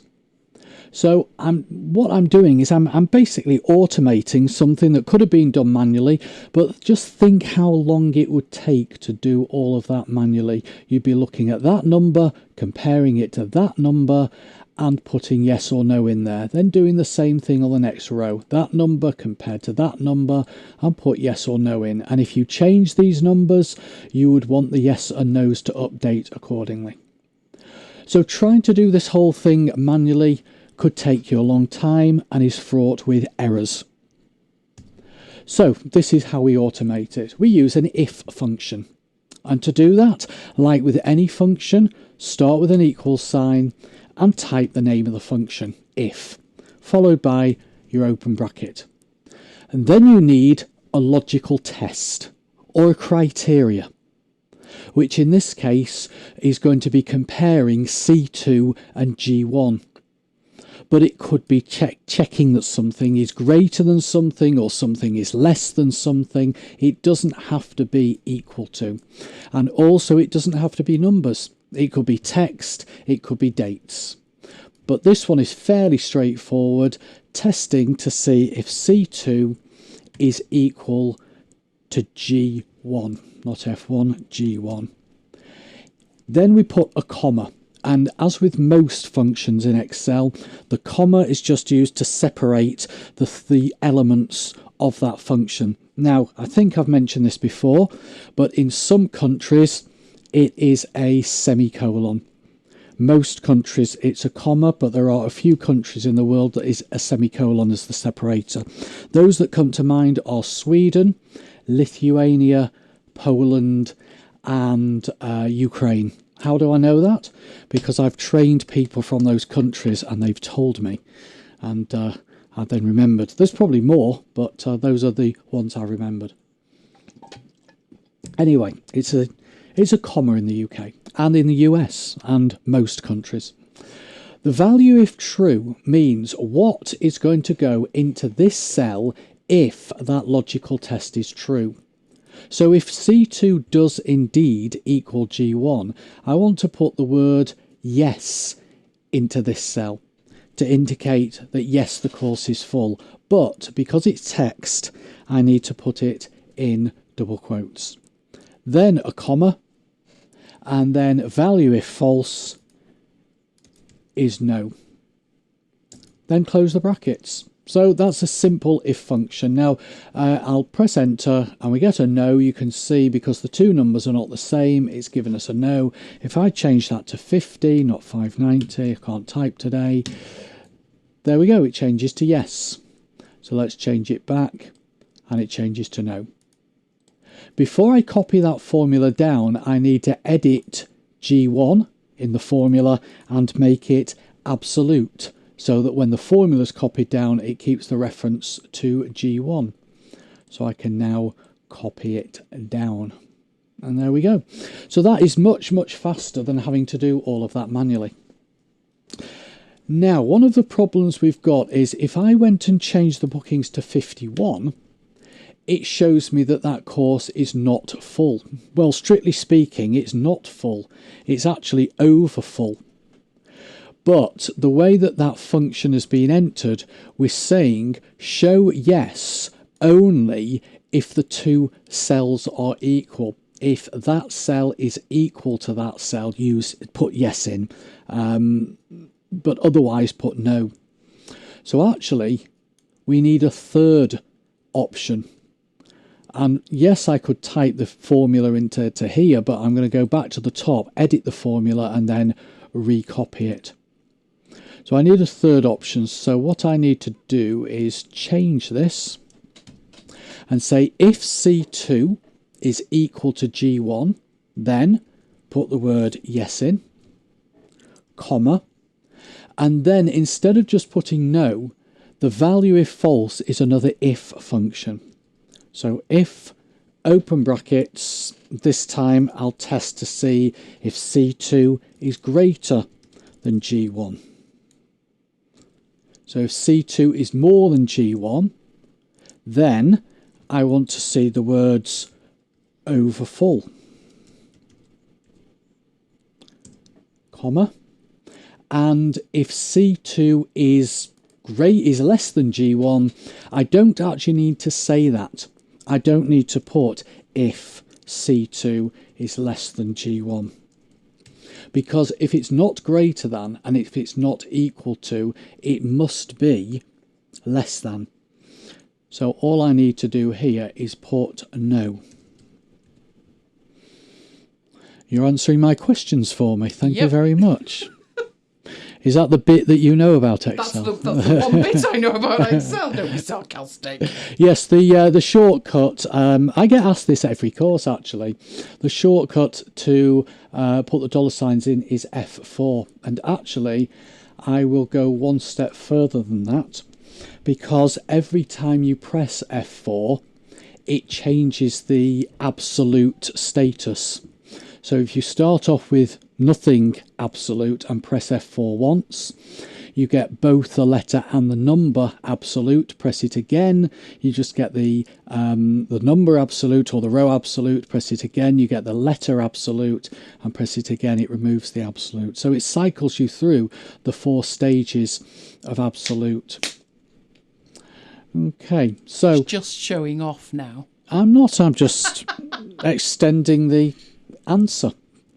Right, what I do need, going back to this, is I need 2 closing brackets, because I've got 2 ifs and therefore I've got 2 open brackets, and they come right at the end, and it colour codes it just to help you along. So if I just go through that again, it's if C2 is equal to G1, put yes in here. If C2 is more than G1, put overfull. Otherwise, put no. So if I now copy that down, we now get overfull wherever the number in here is more than the number in here. You can have as many ifs as you like. There's no limit to the number of ifs you can have in a formula. To be honest, if I get more than 5 or 6, it's messy, because it's difficult to read through, it's difficult to edit, it's difficult to troubleshoot. Okay, so question from Deborah. The dollar keeps the value and no dollar changes it with the full. It's to do with cell. It is just to do with cell references, Deborah. So if I actually just delete those and go and remove the dollar signs from here. Okay, so G1 is no longer absolute. If I copy this formula down, and I'll just copy it down 1, you can see that it's retained that G1, but where we had G1 here in the first formula, it's changed it to G2. And then if I copy it down again, it changes it to G3. Copy it down again, it changes it to G4. So whenever you want in a formula a cell reference to remain fixed, then you need to put the dollar signs around it. And sometimes you can get away with just $1 sign, sometimes you need 2. It depends on whether you're copying down or whether you're copying across. What I will do, I won't do it today, but what I can do in a future after hours is go through all the different states of absolute. Okay, so hopefully that helps you understand that. Let me just undo that. Another shortcut, whilst we're talking about shortcuts, just nothing to do with absolutes now, is if you point your mouse at the bottom corner of a cell, get the little black cross and double click, it will copy that cell all the way down as far as it can. So it just saves you dragging the mouse down. Okay, yeah, you could use the choose function for many nested ifs. Another option, Neil, depending on the spreadsheet, would be to use a VLOOKUP. I've used VLOOKUP before as an alternative to many nested ifs, but yeah, you could use a choose function. Right, so that is, and we call it nested ifs because it's ifs inside ifs. Let's have a look at the if error function. What I have here is a list of employees, how many full years service they've done, what their salary is, and what their bonus is. And the bonus is calculated, really easy calculation, as their salary divided by the years of service. Now, nothing wrong with that formula. The formula looks fine. The formula works. D2 divided by C2. So 30,000 divided by 10 is 3,000. 24,000 divided by 20 is 1,200. So that formula works perfectly. The problem you've got with the formula is when you come to divide by 0 or you come to divide by a blank cell, because it's a mathematical impossibility. You cannot divide by 0, you cannot divide by a blank cell. You'll get an error. Try it on a calculator, try it on Excel, you'll always get some kind of error when you try and divide by 0. And that's what this error is showing you. It's showing you that we have a problem. We cannot divide by 0. So what I'm going to do is I'm going to amend the original formula to take account of the fact that we might have to divide by 0 or divide by a blank cell. You don't always, but if that situation arises. So I'm going to edit the formula and I'm going to change it. So immediately after the equal sign, we have if error. So that's another function to cover. We've covered the equals if. Now let's look at the if error. The way the if error works is that you say equals if error open brackets, and then you have two parameters. The first parameter is what they call the value, which is usually the formula that's causing the problem in the first place. Then you put your comma, and then you put your value if error, which basically means if that formula results in a div 0, then display something else instead of the div 0. So as an example, just 0. So display a 0 instead of the error message. And there we go. Any time that the formula would have given us a div 0, it now gives us just a 0. Or I could go and edit that formula. So I could change it so that it says not completed 1 year. Like that. And then any time the formula d divided by c generates an error, instead of div 0, we get that message. Or if I wanted to have it left blank, then it's double quotes, double quotes. So if you ever see double quote in a formula, particularly an if formula, it means blank. So if there's an error as a result of D2 divided by C2, leave the cell blank. There we go. If the formula results in a proper answer, then it displays the proper answer, but otherwise it displays a blank. So you have a few options there. Okay, let's have a look at the questions. It really helps. I've learnt all my logic and formulas in Airtable. Okay, I'm glad it's helpful, Deborah. Notion formulas. I presume you're going to be doing that? Oh, I was thinking of palming that one onto you. No, I'll leave you to do that. That's very kind of you, dear. Okay, so next function, COUNTIF. And with it coming up to Christmas, you might want to use this to do your Christmas party organisation. But we have a list of people here who are going to our team Christmas party, and we're giving them a choice of chicken, salmon or salad for lunch, and we're also giving them a choice as to whether they want to stay over at the hotel where this do is. So we want to know how many people need accommodation and how many people don't need accommodation. I've already worked out how many people want chicken, salmon and salad, but I need to basically count the number of yeses. I know I could do it manually, but then if somebody changes their mind, I'll need to recount. So this is where COUNTIF can come in. Equals COUNTIF, open brackets. And it takes two parameters, range and criteria. The range is the range that you want it to look at, comma, The criteria is what you want it to look for. So you could either put the word yes in there, or you could select a cell that contains the word yes. And that gives us 9. And if I change one of these, it changes it.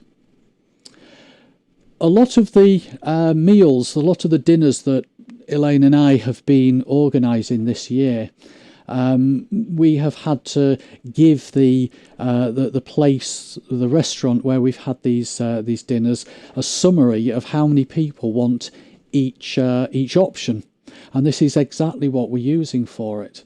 Doesn't matter whether it's Excel or Google Sheets or Excel on the Mac, it all works in the same way. That's the nice thing. The COUNTIF function and the IF function, they're available in all of those spreadsheet applications. Give you another example of a COUNTIF. Calculating holiday tracking, vacation tracking. So I want to know how many holidays each person has taken. Where an F, who would want a salad at a Christmas party? It's a good question, Jonathan. You'd be surprised. The things people want. Okay, holidays. An F is a full day holiday. H is a half day holiday. So if you're a manager, you could use this to track your employees' holidays. If you are an employee, you could use it to track your own holidays. I want to count the number of Fs and add that to the number of Hs. But the number of Hs I'm going to divide by 2 because it's a half day holiday. So equals COUNTIF, open bracket. That is the range, comma, the criteria is the letter F. And that gives us 3, which is correct. If I add another F in there, that gives us 4. But I want to add that, so I'll go and edit the formula at the top.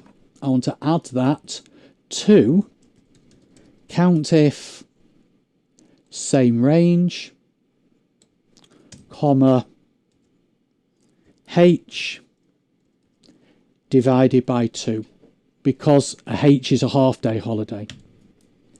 So 4.5, which is correct. 3, 4, 4.5.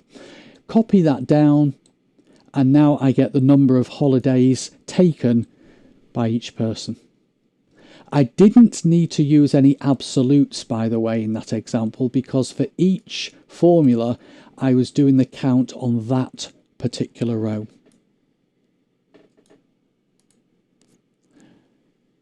Okay, roll up in Excel. I've not come across the term roll up in Excel, Deborah, I must admit. Okay, last function, SUMIF. COUNTIF allows you to count. Actually, no, I've missed a function out because I didn't count how many people have not replied. So let's say we've had a few people who haven't said yes or no.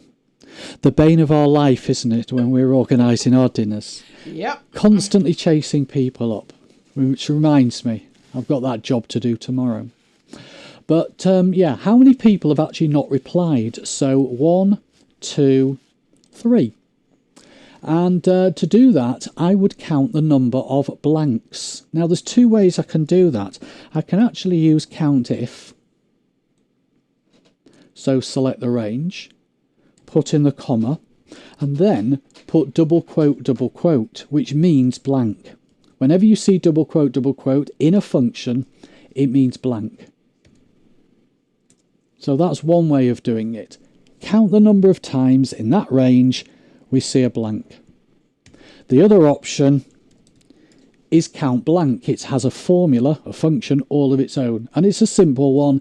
It requires one parameter. It's the range you want it to count. Okay, so last function, SUMIF. I want to know how many hours I've worked on each project, not how many times I've worked on each project. If that was the case, I'd COUNTIF. 1, 2, 3, 4, 5, 6, etc. I don't want to do that. If I did, I'd use COUNTIF. Count the number of times I worked on project X. Count the number of times I worked on project Y. I want to add up the hours worked on each project. So that is SUMIF. It's a combination of the sum function, we all love and know, and the if function. And this requires 3 parameters. Now, this is where I find a lot of people get mixed up.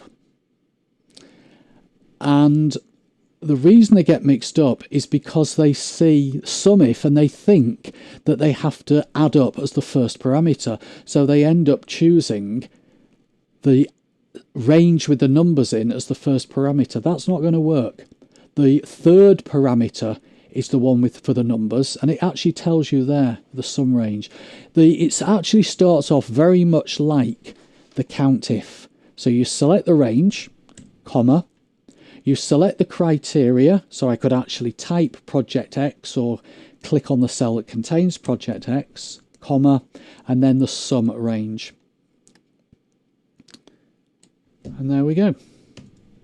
So add up the numbers in column B, but only where we have whatever's in column E in E1 in the range A2 to A20. But don't get yourself confused. Make sure you pick the third parameter as the range to add up. I'll let you into a little secret. It was my boss that got confused the other week and came to me for some help and said, I can't get this SUMIF function working. And he had chosen the first parameter as the numbers. Okay, do we have questions? Lamb at Christmas, yeah, Lamb at Christmas. SUMIF is great for assessment data, yeah, Neil. I do see a lot of examples with that kind of assessment data and student stuff where people are using SUMIF. So, any more questions on those functions, those logic functions?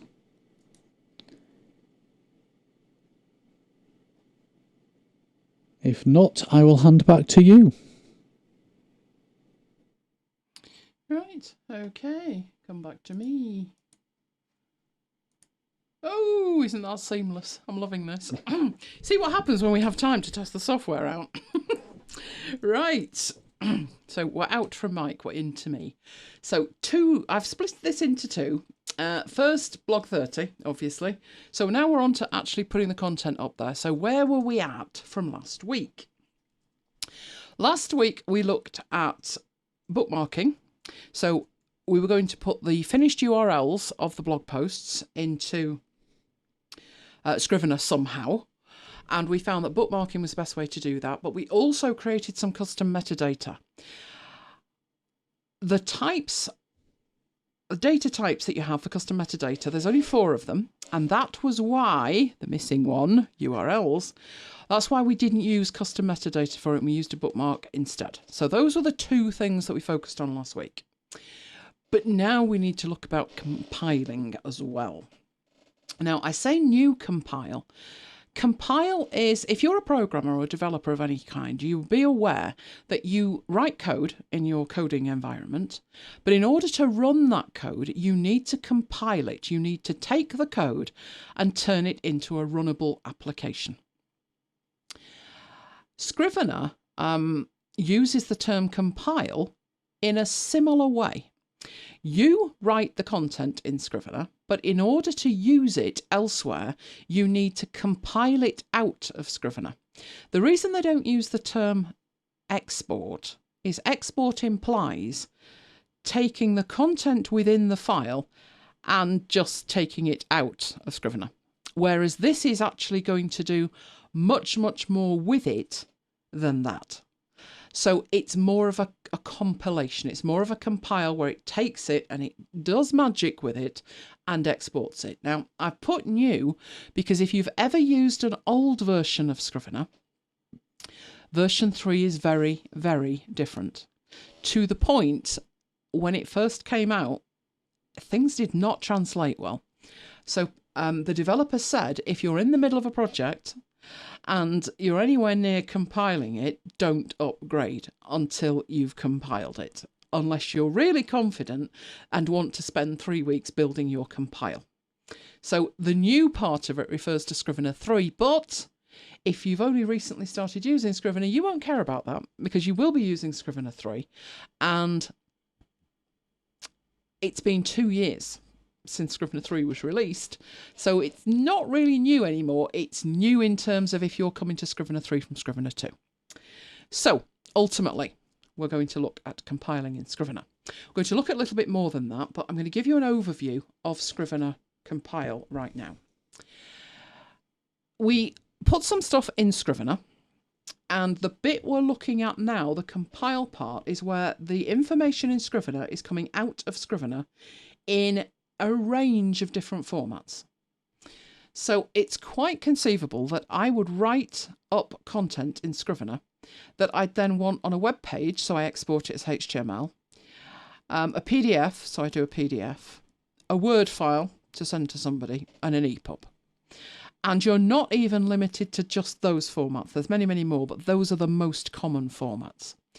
Now, the thing is, that diagram is right insofar as the content's in Scrivener, but you are going to want it in those other formats. But that's what's really happening.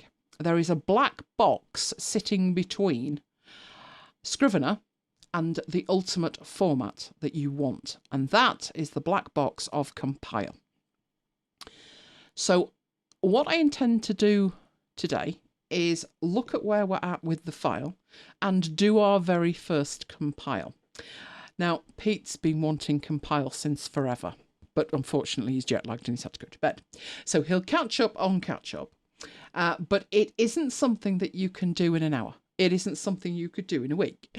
So I'm going to take it in individual chunks and we'll build week by week until at the end you'll be able to compile to any format that you like.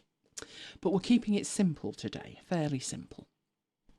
Right, so let's get into the file that we are using for blog 30. So this is it. It's the same file. I deliberately haven't done that much because I'm going to do that right now. But what we do have here is the first blog post. There's the first one. We've seen it on the blog. There's the second one. And that's up there too. So that's the one from the second. So straight away, and this is where it gets away from you, you've published it. You don't care anymore, do you? But you could really do with taking the time to keep the file up to date. So I would personally click on blog and then go into the outline view. And this was something we looked at last week. And some of the things here that we've said date published, these were not right, were they? These were us playing around. So we'll take this out. And that one wasn't even the one that was published yesterday, so we'll take that out as well. Right, so let's have a look at what we're actually looking at here. So I am folding those up. Right, the first one that went out was this one. So the label says complete. The status would be published. And I would do the same here. You read that from Simon? It's all right, Mike. People fall asleep to me all the time. So these two that are published, I'm marking as published and I'm marking as complete as well. Now, while I'm in this view, you can see what's happening over here as well. I'm being shown the project bookmarks. These are some of the things we looked at last week.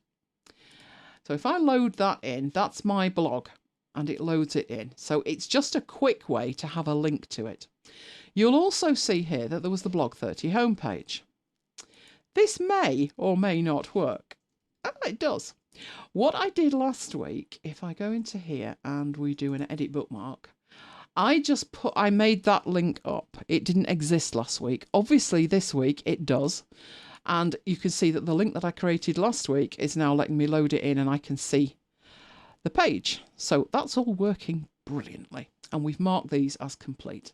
What we don't have for the 30 days one is a date published, but we can go in there. That was the first. So let's put that in. And this one was published today. So let's put that in there. Now, this actually I find quite cathartic. I don't see this as a major pain that I've got to deal with. I actually enjoy keeping it up to date and seeing everything turning green. I think you remember me saying, seeing things turning green. But we need more work on this, don't we? Tomorrow, I think I actually do have time to write tomorrow. But you'll see that 2 of these are actually complete already. The power out and the calendar inbox. So I might as well, with my power out, move it up to here and my calendar inbox under there. Now, I'm not going to put dates on those yet because I might not stick with that. I might not.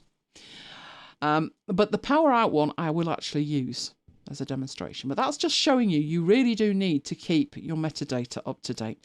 Your future self will thank you. I always say that. Your future self will thank you. Now, if you're coming back into this file and you saw me build it, you saw me put the journal on it and other stuff, one of the things I said was I like to have an inbox at the top. Now, we saw the journal last week. There's more stuff in the journal. There'll be more stuff in the journal next week. So we'll take another look at the journal next week. But I wanted to show you the inbox. The inbox, I've actually put some stuff in. So I've got some ideas that I've put, and I've got ideas that have come in here. So Mike's helpfully put Deborah from Oz. So there's 2 Debs, that's the thing, all right? Formulas in Notion. You're insistent we do formulas in Notion. That's a good blog post, actually. So some of the ideas are in there, but also I've put in some links. So there's a blog. These are blog links, which you can tell from the icons on there. Had to reboot the machine, didn't I? So that wasn't turned on. There we go. So these little icons mean they're actually web links. These are text, but these are web links.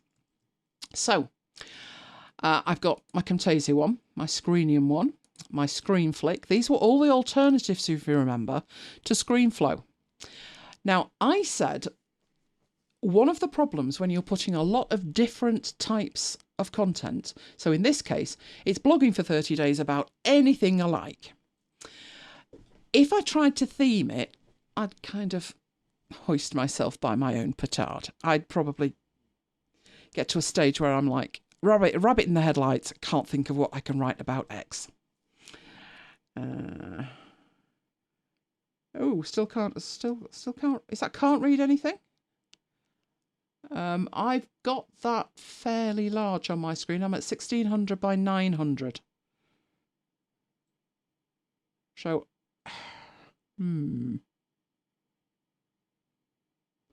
to think if there's anything I can do about that. Not really at the moment. I could go smaller, but that'd probably make it worse. So what I did with these links was I put them in here, but I discussed saying maybe this isn't the right place for them if I'm talking about lots of different things. So if this Scrivener file was just about screen recording, it would make sense to put all of that lot in the research folder.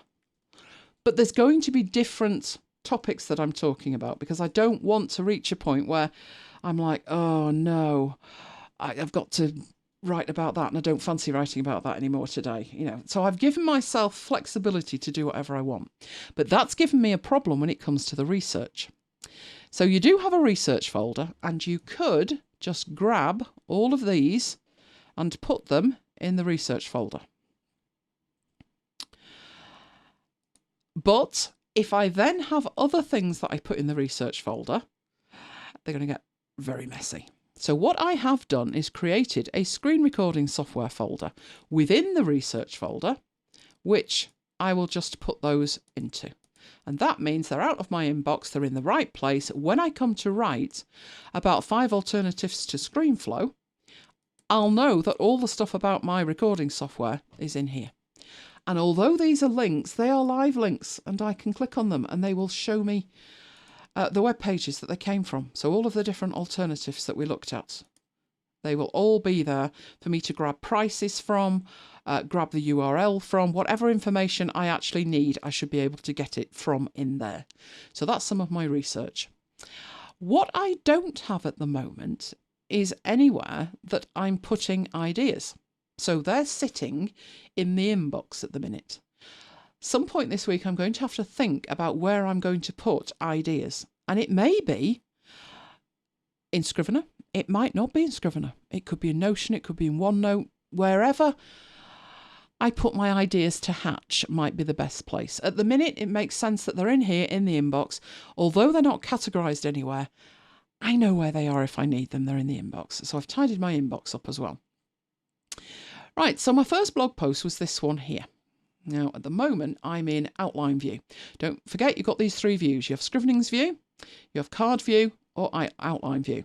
And at the moment, it would make much more sense to be seeing the Scrivenings view, which is the actual content. Now, I will be compiling this out. Oh, I'm glad you got that sorted, Kim. I normally say at the beginning, but if you've ever been in HD, when you go back the following week, it should automatically put you in HD. But if not, give it a quick check. Right, so this blog here, obviously this has been published. So it at some point got taken out of here and put somewhere else, as did this one here, which has the graphics in it as well. So we've seen this on the blog, and you can see what kind of fidelity you get within Scrivener to what is actually put on the blog at the end. So those are the first two. Now, I'm going to be honest with you. Those posts were not posts that needed much in the way of research. Normally, I wouldn't do them in Scrivener, because Scrivener, to me, there is a slight barrier between me writing something and me getting it on my blog. And in Scrivener, that is the compile option. Now, it's not that it's difficult, it's not that it's time consuming, it just needs doing. And it's for that reason that when I talked about the tech stack, which was all the software I use for blogging, that's why I have other apps out there. Because for something like that, for something like the 30 days straight one, it's so simple. Now, when I say simple, by comparison, I mean this top tips for Scrivener. This is not as simple. If we look through this, I'm going to have 7 top tips, and I'm going to have to research each individual one.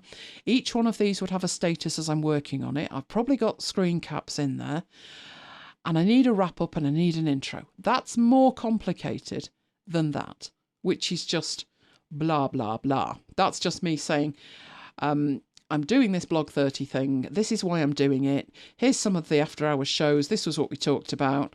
Go have a look at them. That's in one Scrivening, if you look at it. One document over there. There's nothing in it. Whereas this one is complicated. And that 5 alternatives to ScreenFlow. You know, what ScreenFlow? Why is it the standard? Here's the alternatives. There's a wrap up. They benefit from being in Scrivener. Stuff like that, it doesn't really, if I'm honest with you. And I'm not going to lie to you about how I do it. I would use Scrivener when it's complicated, but some of these aren't. And how I actually did that is Ulysses. So here's my blog 30 in here. And there are my actual posts. Now, that looks very, very different, I'll grant you, but it's the same content. It's exactly the same content.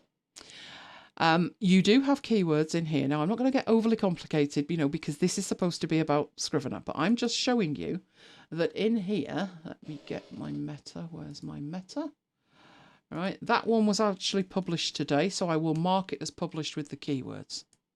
Okay, but all I'm showing you is I actually brought it into Ulysses. Now, why did I do that? Let's get this straight up front. Compile is amazing. I could not do my work without Compile, but not for a simple blog post, for one reason. Scrivener has no way of publishing to a blog. I could not believe that when they brought out version 3. I was convinced that was one of the things that they would add, because at that stage, Scrivener for iOS hadn't been released. And I was needing to work on iOS and on my Mac. And Scrivener had no way of doing it that wasn't absolutely agonising. So I switched to Ulysses for short text-based work. And what Ulysses does do fabulously well is it publishes. So that post from there got published by me clicking on publish, choosing publishing, choosing the blog and hitting the publish button. And that's it. Scrivener does not have that. But there's a lot that Scrivener has that Ulysses doesn't. We'll be coming back to that one because I intend to publish a post when I've sorted it. So the next post I'm intending to do is this one, which is Power Out, Coping with Calamity. This one also is a little bit more complicated because I've got 4 extra things here. So those 4 sections of that blog post, the 4 things you could do when you are coping with calamity. So that's why that is in Scrivener. Now, it's complete because we can see that it's all green. So everything in there is green, which means that's ready to go. So at this stage, I've got a few alternatives. I've got to get it out of here. Now, the easiest way to get it out is to click on the folder. So that's we're at folder level that contains all of the individual chunks that together make up that blog post. And then click in the working area in the middle, the canvas area, and do a Command and A. At that point, what I've got there, it's just text. There's no formatting on it, it's just text. And what I could do with that is copy it and go into the back end of WordPress, paste it, and publish it. Because it is just text, it's incredibly simple to work with. However, I did want to put an image with it. I'm not sure if I marked where I wanted the image, but I did want the image with it. So I need to go create that image first. So this is what you're like when you're actually trying to create a blog post from scratch. Now, I actually have an image. This one's quite interesting. This is the image I want to work with, which is Keep Calm and Train On. But when I look at it, it was for the training show, which was a few years ago. Colour's all wrong. Everything else is fine. Now, that is a Photoshop file because it's that old. But if I right-click on it, I can open that. Now, you're not letting me open it in anything at all, not even Photoshop. Why are you not letting me do that? That's better. Right, I could open it with Photoshop, but I want it in Designer. So I'm going to open it in Designer. Now this is an image that I want inside the post. So it's not, obviously, it's not the right size in any way, shape or form for the featured image. It's just a post that I want in there.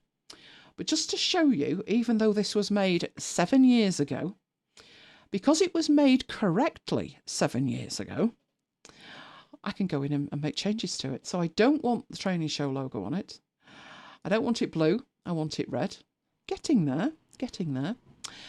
Next thing I need is an image at the top. So the Keep Calm thing's usually a crown, but I'm not doing that today. Where's my download folder? My finder's gone mental, Mike. Don't you love it in a demo? You opened up behind here? There we go. Right, I need to go find my other image. So what I've done is I've gone to a site and I have downloaded a student's cap. We would call that a mortarboard. And I want to put that mortarboard in my image. So at the moment it's in 2 chunks. Command and G, take them together. Command and C. Go over there and Command and V. It's a little bit too big, so let's take it down a bit. And of course, it's black, and I want it white. But it's very simple to do that, and then just center it. Awesome! So I've got my post image. Right, I want to export that, which at the minute it's a PNG. That PNG is probably going to be right. What size do I want that? Let's have a think about it. I actually want it to the side, but it would be the perfect thing, if you think about it, to appear in Pinterest or something like that. So one thing that I could do, just having a quick look down there. Oh, personal branding. Did I do it? No, I didn't. That's not clever. Right, I'll have to make it by hand. Is I could put my blog URL on it. That would make a lot of sense. So elainegiles.co.uk, far too tiny, far too black. So let's make it white. Scale it a bit. Let's get a font. Perfect. Right, now, if I want to get that down there, I'm probably going to have to move that text up a bit, but I have got room to do that. So, I move that up there. How are we doing with that? Does that give us enough room? Not quite. Having a think about it. That looks better. Okay. And then what I can do is select all 3 bits. And there's some outline on that from somewhere, and I have no idea where that's coming from. So I'm just going to move that up a bit. Right, so I want this image then quite large. I could actually have it, because it'll shrink down anyway when people read it. I have no idea what size that is. Let's have a look what size it is. Oh, it's huge. Really, really huge. So we definitely don't want it that big. That's going to be far too big. Not in terms of file size, but just displaying that on the blog, it's actually going to be far too big on a desktop view. So we could scale it in there, but in Affinity Designer, we don't need to because we've got the export persona, which is your friend. And in there, we can say what size we want it on export. And the size you specify, you only specify one side. It will give it you proportionally, but it's the width. Now, the width of the post is 795. But that would be mighty large. But it'll probably display it like that anyway. I tell you what, let's try 500 to make it smaller and see how we get on with it. And export it. So I've got my image. And we'll stick that on the desktop. Right. So we've done that. Now, in here, where would you put that? Now, this is the problem. When you start working with things like images that you need to get out into other places, you need to be thinking about things like this. Now, I'd probably put that somewhere in the middle, like, you know, you do have a backup plan, don't you? And then probably put the image in there. Or between the steps. So maybe at the end of there. And to get an image into Scrivener, I'm just going to drag and drop that in there. So we'll put it at the bottom. Now you can see how big that is, and that was my concern. You'll be thinking about what this looks like on the blog. You can click on the image and say scale the image in here. So at the minute it's 500 by 715. You can scale that. Now there is a lock aspect ratio, which you probably want turned on, and you can scale that down so you can get something manageable. Or you can actually type it in. So let's say you wanted it 250. There we go. And we've scaled the image down. So that is all of the content. I know Pete's watching on catch up, so get ready, Pete. We've got it in here now, and we've got that image. But you need to get it out of here if you want to get it on the blog. And that's where compiling comes in. Now, by default, let's go back a little bit. We had, by default, most Scrivener files have the trash can, the research folder, and this one that we've called blog that sometimes is called draft. Basically, this is all of the content you would want in your manuscript, your novel. But obviously for me it's a blog, so I've called it blog. But this time I don't want all of the content that's in there if I go to my compile. But if I just go to compile, so file, compile. Right, by default, let me show you what's there by default. That is what it would look like by default. So in this, what you're looking at here is one huge dialog box that we will be spending a lot of time in because it's complicated. But the first thing you need to do is to make a decision at the very top. What are you compiling for? So if I show you what's in there, it'll give you an idea. Do you want to print it, make a PDF of it, make a rich text file with attachments, a Word file, an old Word file, an open Office file, just text, HTML, final draft, which is a screenplay format, a fountain screenplay, an ebook, a Kindle book, or Markdown. So you've got this huge range to choose from. Now, there isn't, and this was what I wanted, a kind of WordPress option. Just make it work in WordPress.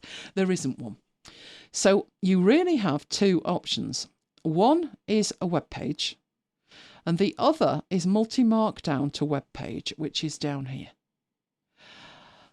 Nothing else is going to make too much sense to try and get onto a blog, unless, as I suggested before, you copy and paste it out.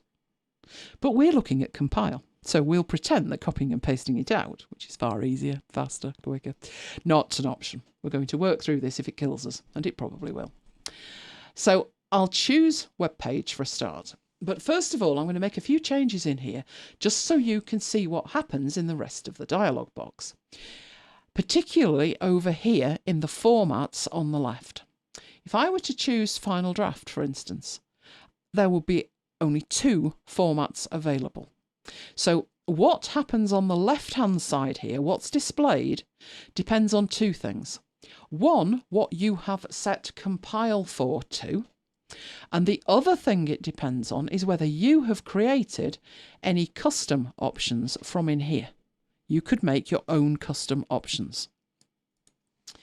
I will show you what that would actually look like in my email file, which has a problem at the moment. I'm not quite sure why.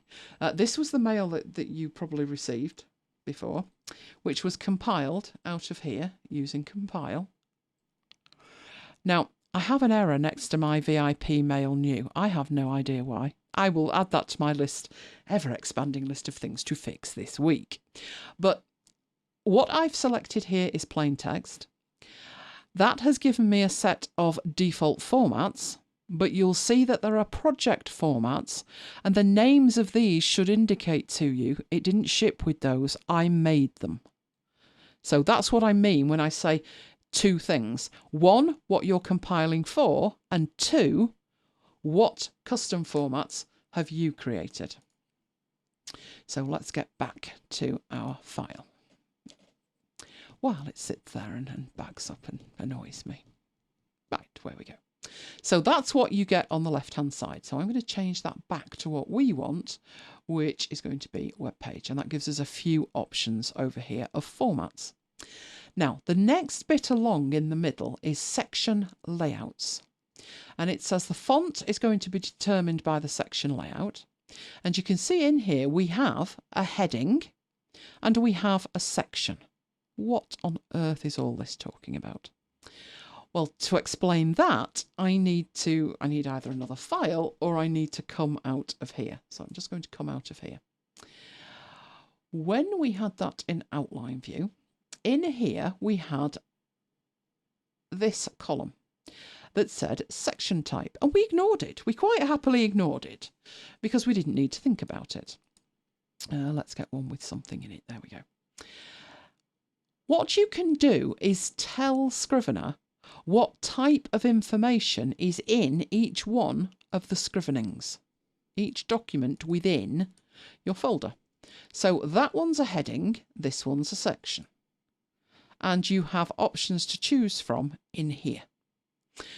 We're not going to get too hung up about that at the moment because for what we want to compile, it doesn't actually matter. But just to be aware, that's where it's coming from.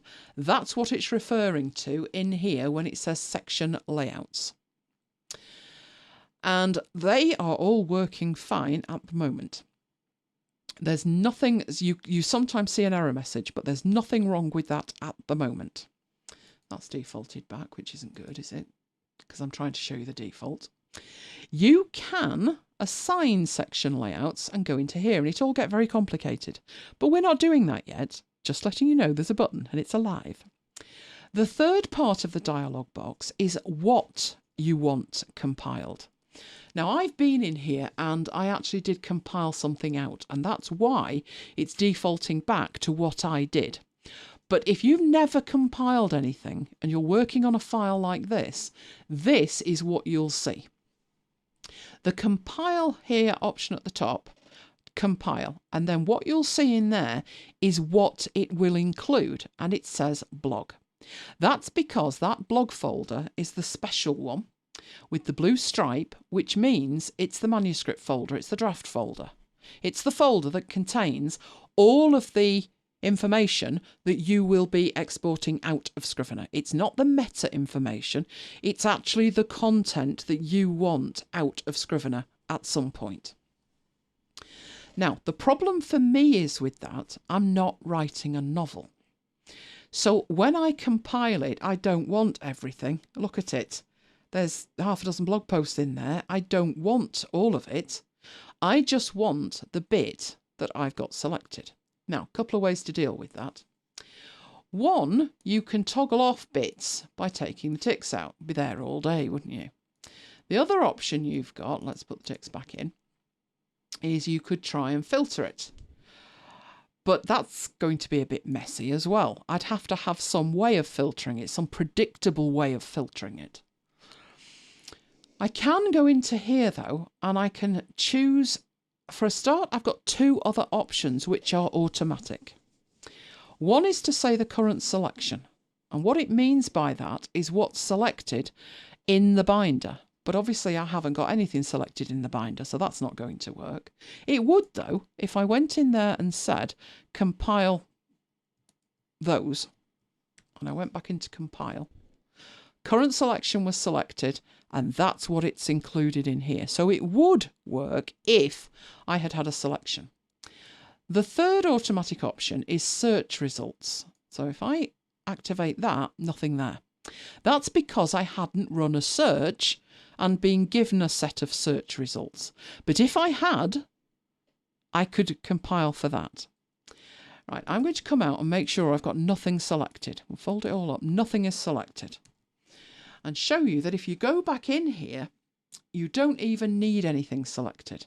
You can navigate up inside the drafts folder, in our case the blog folder, and choose what you want compiled. So I'll power out there, and it then selects those individual chunks. So what have we done?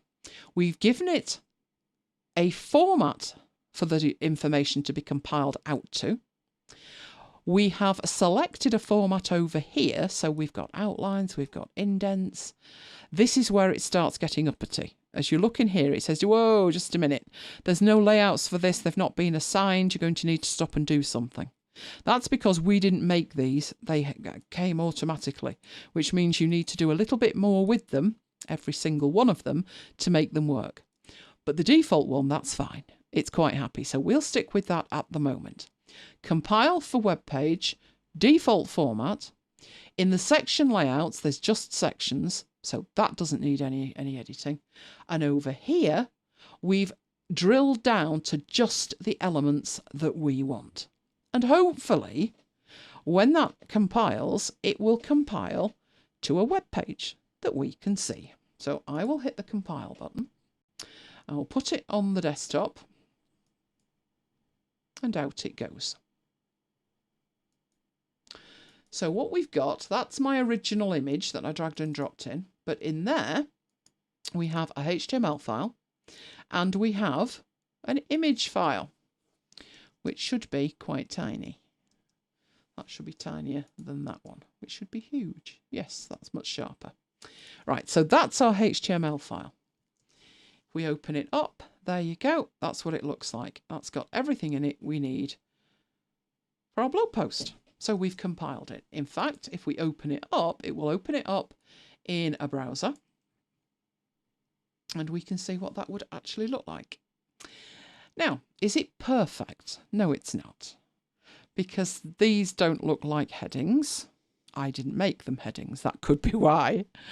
And that's our title. And I didn't make that a H1 or anything. But we've got the content out.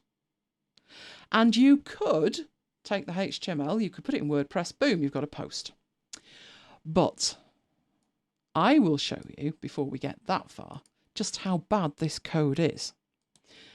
So I'm going to open it with, and I'll open it with Sublime. I do that because it will colour code it. Right, it's a full web page before we go any further.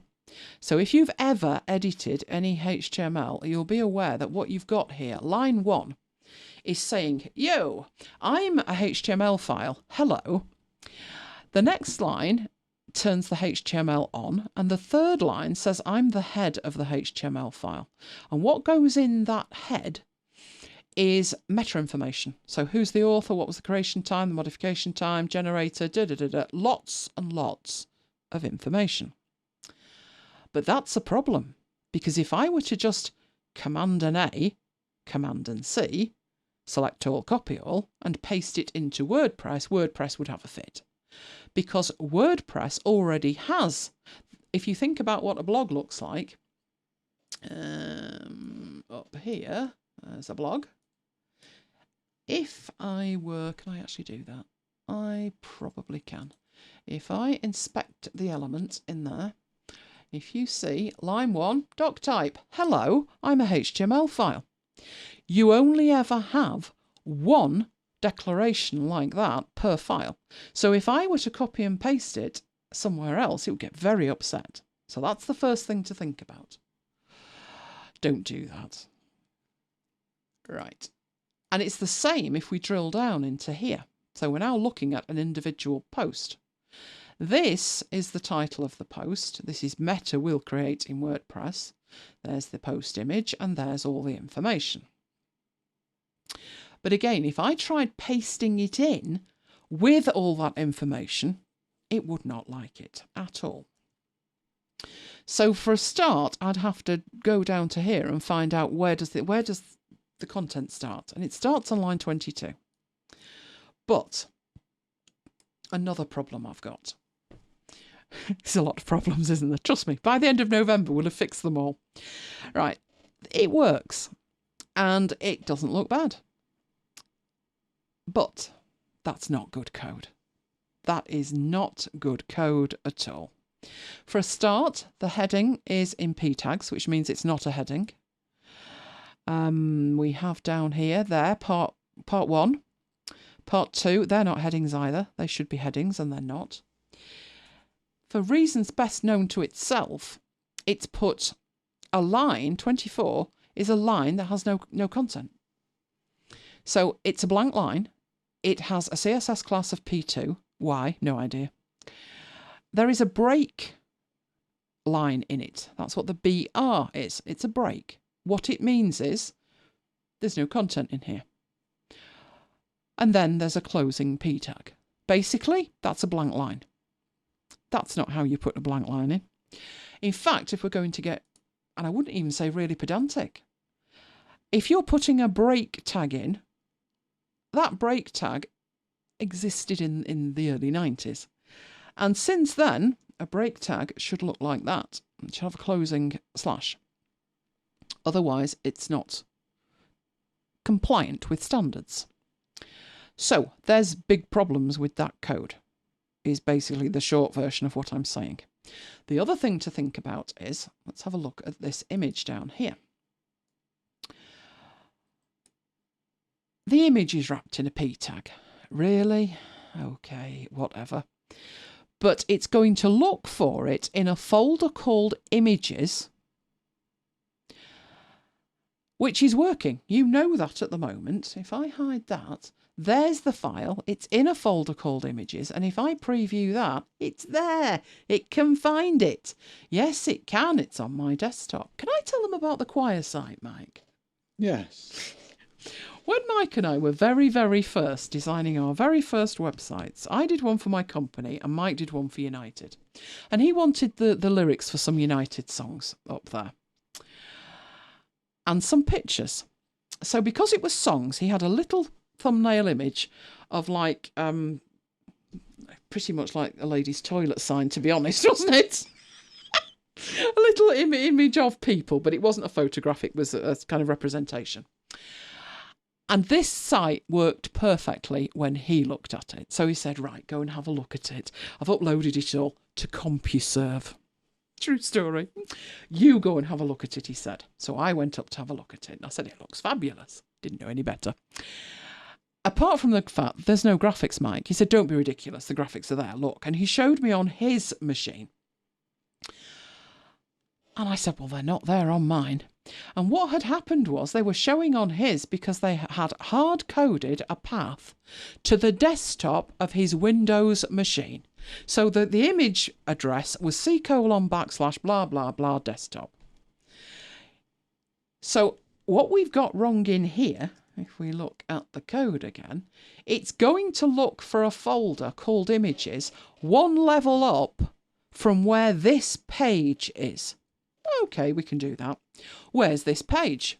What's the URL of this page? Let's have a look at where the other one was. One level up.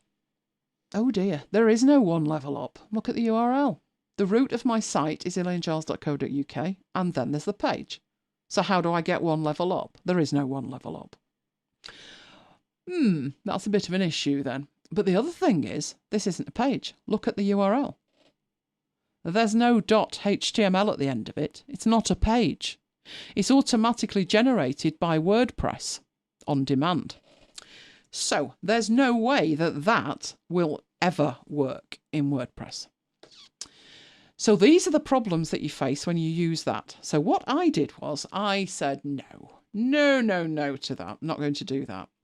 How I did it when I do export from Scrivener is all a bit weird. I write in Markdown. Let me know in the chat if you have ever heard of Markdown. Do you write in Markdown? Let me know. What I would tend to do in here, so let's go into this. That is my level 1 heading. So I'll put a hash sign, which means that's a level 1 heading. And these, well, these should be level 2 headings. So I'll go into each of these and call them level 2 headings.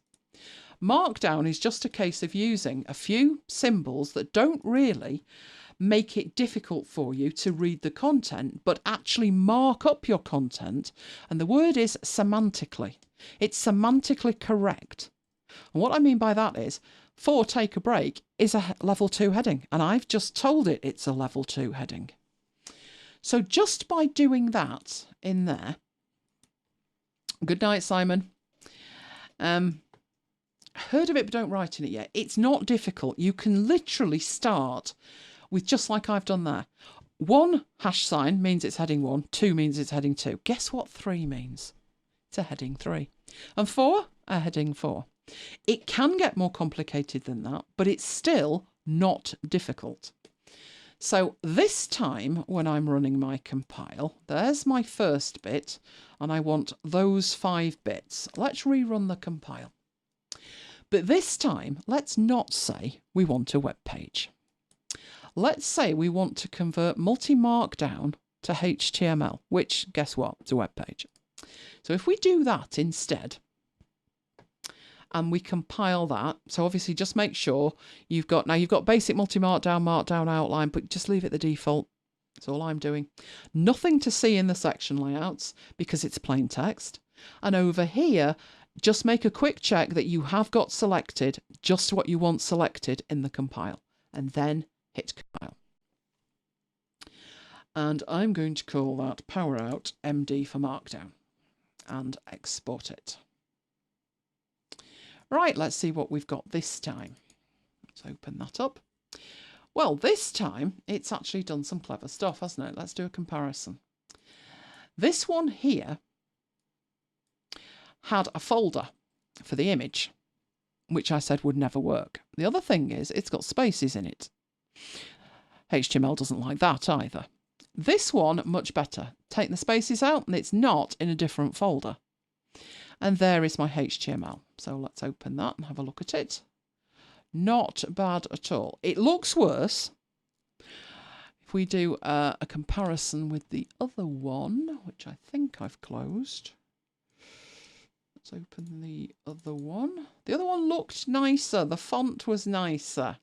And it was aligned in the middle and things.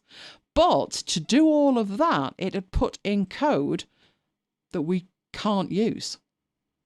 So this, looking a bit ropey, is your friend. because you'll be able, the code will be much cleaner and you'll be able to, well, hand it over to WordPress and Divi and let them deal with it. That's what I would say. So let's actually have a look at what code it's written this time. Open that up again in Sublime. Way, way better. We've only got that head and doc type to get rid of. The heading here is a heading. There's your H1, telling it it's a heading. There's no hieroglyphics. It's not all bunched up together. And each individual paragraph is just wrapped in P tags. There's no styles at all.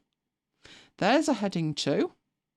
There's another heading 2, another heading 2, and another heading 2. That is beautiful code. Beautiful. So what I would do with that, if I were doing it this way, is I would do that, copy it, and I could go up to WordPress and just post that, and it would let me do that. As I said, there's no way in Scrivener to press a button and it go to WordPress. It doesn't happen like that. I take a different approach, as you know, because I have Ulysses sitting in the middle. I will show you what I would do. I would say Command and N, new, give me a new page in here. Now, if I paste it, I get that. Neither good for man nor beast, because it's HTML. And Ulysses is a markdown editor. And you might say to me, but just a minute. It was markdown in Scrivener. You've exported it, which has converted it to HTML, and now you want to convert it back to Markdown? Yes. That's why I said to you, before you hit the compile, will a copy and paste do? Now, a lot of the time it won't, but for plain text like this, it would have been quicker. But never mind, we don't have to worry about it. Let's get rid of it. Because Ulysses lets you paste as plain text, but even better, paste from. And what paste from lets you do is paste from HTML and it will convert it back to Markdown. There's the tags. Awesome sauce. You may be thinking at this point, oh, I wouldn't bother with this. But think about it. This is tomorrow's blog post. So I'm actually going to use this. It's put everything in. It's perfect. Only issue I've got is that image. It knows there's an image. It knows what size it needs to be. And it's even put the URL in it. But obviously that isn't actually right. Nor is it in the right place. But, and I am going to go over this at the start of next week. I'm going to give you a quick run through of this again. And I'll do it when I've finished it as well. Because I appreciate you're like, she's got half a dozen applications. I have no idea what's going on. It's not as bad as it sounds, honestly. So far, let's do a very quick recap. We've been in Scrivener. We've written it up. We've researched in here. We've used all of our meta stuff over here. We've used the synopsis. We've used the notes. We've maybe put custom metadata in. We've put bookmarks in it. We've got tags in it. We've taken snapshots of it. And we've commented on it. So we've used the full range of Scrivener tools. But ultimately, we have then compiled it multi-markdown to web page. And we have got, when we did that, a file, not that one, that I have just taken the body out of, copied it, and pasted it into Ulysses. I need to tweak it a little bit. I need that image on a line of its own for a start, like that. So now it's got space to breathe. Personally speaking, what I would do with it is add the image to it. Because at the moment, it's looking for a URL of the image and it can't find one. So what I would actually do with it, I'm just making a note of what that says there in terms of the size, is I have got the image. It was this one here, which was the big one, if you recall. I can actually, despite the fact this is a text editor, I can just drag and drop that in. And then go to it and set the size. So the width was 250 and the height was 358. Like that. And then I can get rid of that one. Believe it or not, that is now ready to publish. It's that simple. I would do a little bit more with it. So what I would do here is get some spacing in just for my own eyeballs. You don't actually need to do it, but just for my own sanity as I'm looking at it. This will not translate through to the web, so that's fine. But at the moment, it's missing some things. If I do a comparison with one of the other days, you'll see why. Right, it's missing a few things. It's missing keywords. Because when I publish, I'm going to publish from so I'll leave that bit alone. And then somewhere in here, I want to put in that is the beginning of it. That bit there is the summary of my post. And to do that, I just add a note over here. That's now the synopsis of my post. I would then, if we look at this, I've got a more tag in there. I would copy that and I would put it in there. And then I really am ready to go apart from one thing, and I don't actually have that thing at the moment. And it's an image. And you've seen where that image appears. It appears at the header of the blog. I don't have an image yet. But once I've got an image, that can actually be published. Coping with calamity. Shall we make the image? Shall we take a vote on whether I make the image and then I can actually publish it? Let's use the one we've already got. Let's resize it.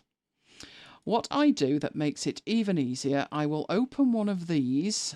There's one that I did earlier today. And it's a whole file that I'm just going to file save as. And I will call this Power Out.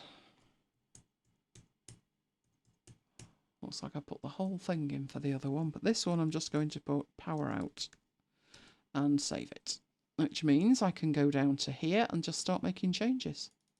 So let's call this, in fact, I don't even think I'm going to need this. I reckon we could get away with what we had in the other file, which was that. I reckon we could pretty much take that content, take the red bits, the poster, that, we can even take that if we like, and put that in the poster set, make a few changes to it, and we will be good to go, I hope.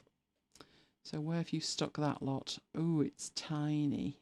In fact, you seem to have copied something with it. I do not know what. Let's get rid of that one. There's nothing huge there. What have you done? Is it that file? I have no idea. Oh, why are you beach balling as well? That's not good. It's copying that in as text by the look of it. There it is. It's in the background. Why has it got a black background? I have no idea. It should not have a black background. Right, let's take that down. Put that in there. Do you know, it would be easier to type it again, wouldn't it? It's gone mad. Keeps trying him back. Are you linked with that somehow? Oh, I see what's happened. Oh, for crying out loud. It's put it inside the text, believe it or not. And it's not letting me take it out, which it should be. Okay, we will do a cut. We will not select anything at all. We will paste it in, and now it will let me move it. Awesome. Right, let's get rid of some of this stuff we don't need. Let's get that colour at the background, and let's make that red all the way over here. Oh, that didn't work too well, did it? What are you doing to me today? What are you doing to me? Right, there's red. I'm looking to stick it in here. Oh, I'm having a nightmare with this. I think I've automated this, but there you go. There's the red colour.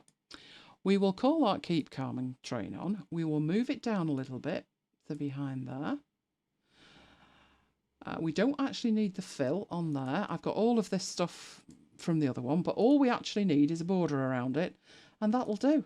I will put that in the right place, and the only thing that's missing is that little hat that we had, which was there. And we want the whole thing, so grab that from there, put it in there. Needs to be way smaller. And I'm not convinced that red's right either. But let's get that in the right place. Up a bit there. That will do, apart from the fact that red's not right. What red is this? What colour are you?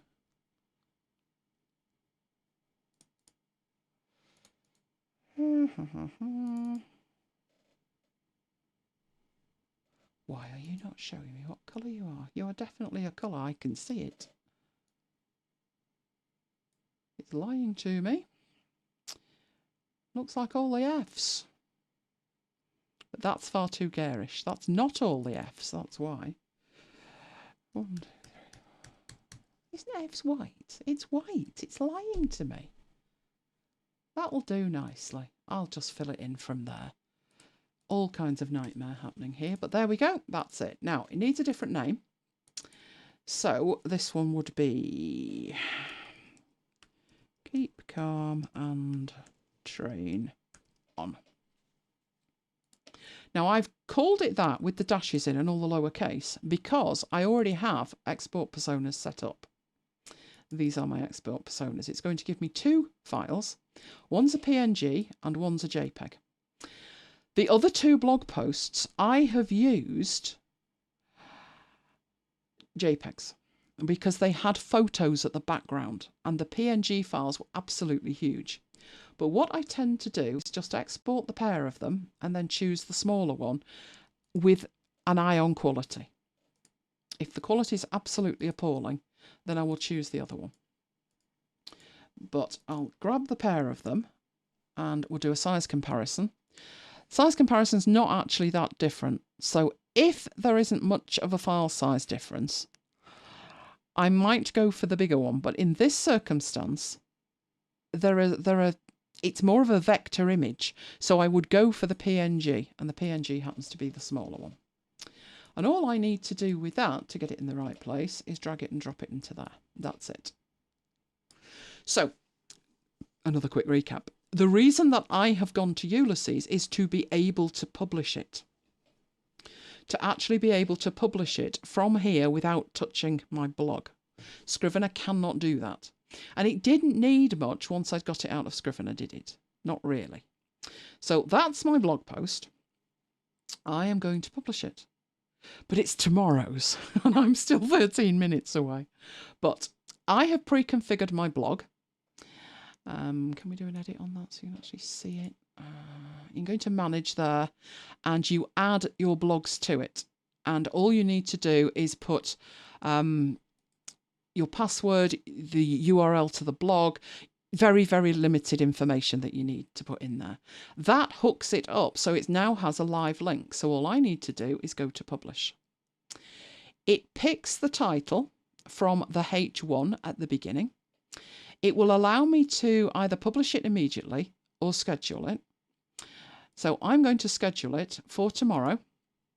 Oh, what time shall we say, Mike?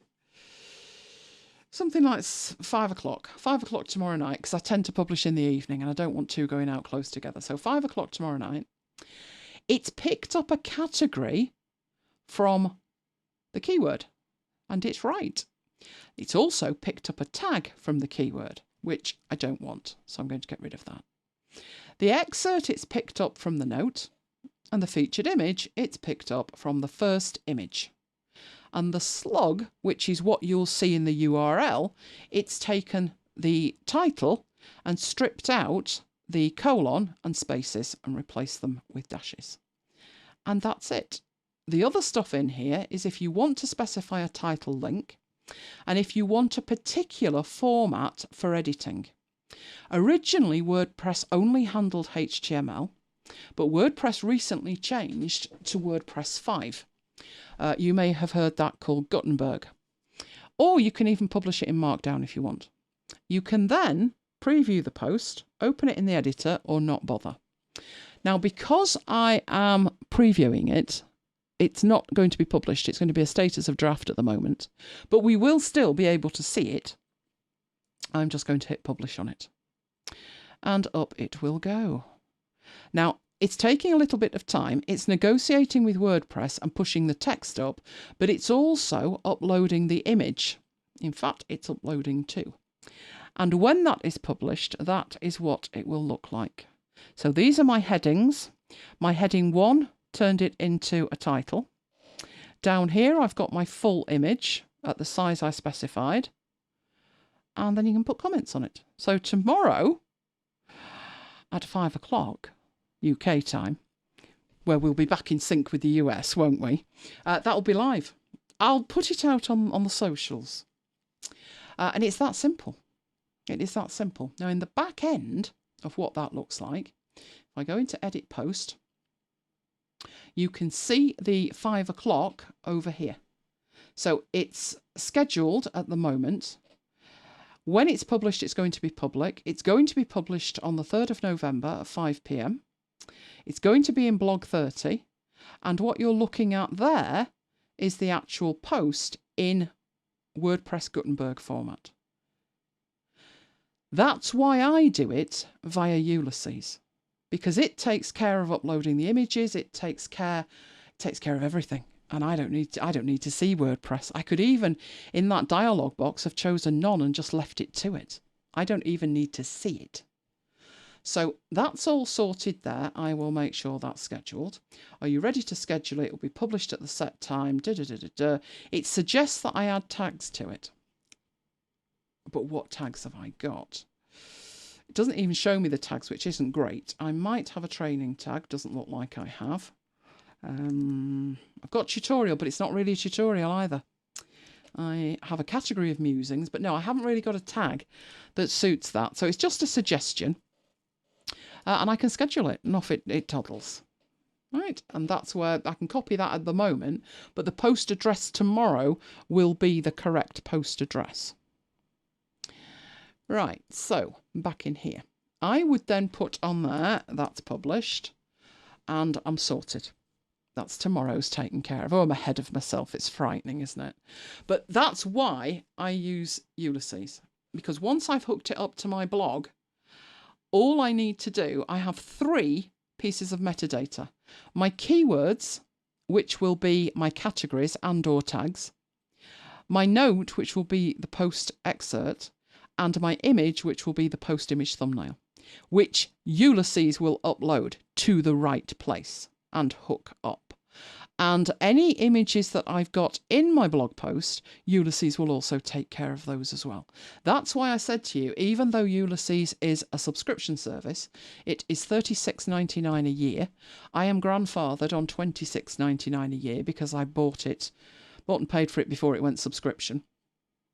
It's worth every penny because, this is the biggie, everything that you have just seen me do there in the Mac version, and unfortunately there is not a Windows version, there is an iOS version, and it is identical to the Mac version. I'll probably throw that in as a demo towards the end of November. But everything you see, it looks the same, it acts the same, and it synchronizes.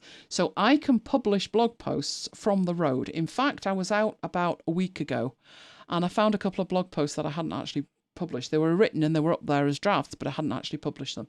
And I published them from here, from my iPhone actually, and there up they went. So I'd written them, but I hadn't actually published them. It has complete fidelity with the iOS app. In fact, it's the only app I've ever seen that does. Every other app on iOS, there's some kind of compromise, but not with Ulysses. The biggest thing that it synchronizes for me is these publishing things. Everything in here is synchronized with iOS. So if I set up my blog in here, I don't have to set it up again on the iOS version. And given all the iPads and phones that I have, that's a huge time saver. Right, so That was the Ulysses bit of it, but let's go back to Scrivener, because back in Scrivener, I need to make the point with this, that this is now, so if we go back to our whole blog here, this one is not at the first draft stage, it's published, it's complete, and in there, it's going to go up tomorrow, so put that in, and I'm ready to go. Now, I know it might seem like there's duplication there, and I have said to you, there is. It's as simple as that. Personally, if a blog post is fairly straightforward, I wouldn't bother putting it in Scrivener unless I'm in the middle of a project like this one, where it makes no sense to have it split across 2 apps. So this will be the de facto, if it's in there, that's what got published. But how it got published might be slightly different. Right, before I wrap up that one for this section on it, one thing to think about is if I need to manage that. Now, I'll obviously be talking about this much, much more, but Mars Edit that I discussed is another way. If I find a mistake or I want to make a backup or something like that, you can see here I have my blog. There's my posts. What I would need to do there is tell it to go synchronize it, go get everything. Come on, go get everything. Now, will it find the one that I have just published? If you look at that, the last time I synchronized it was April. So there have been a few posts since then. Will it grab all of them? Will it grab the ones... well, there's one that's not actually published yet. It's in draft format. Will it grab that? Hopefully it will. There you go. And down it comes. So that's the one you've just seen me publish. If I need to make a quick change to it, I can do that in here. And if my blog dies overnight, I've got all my posts in here. There's that project I took on a couple of years ago, all 50 posts from there, and all the posts I have ever published.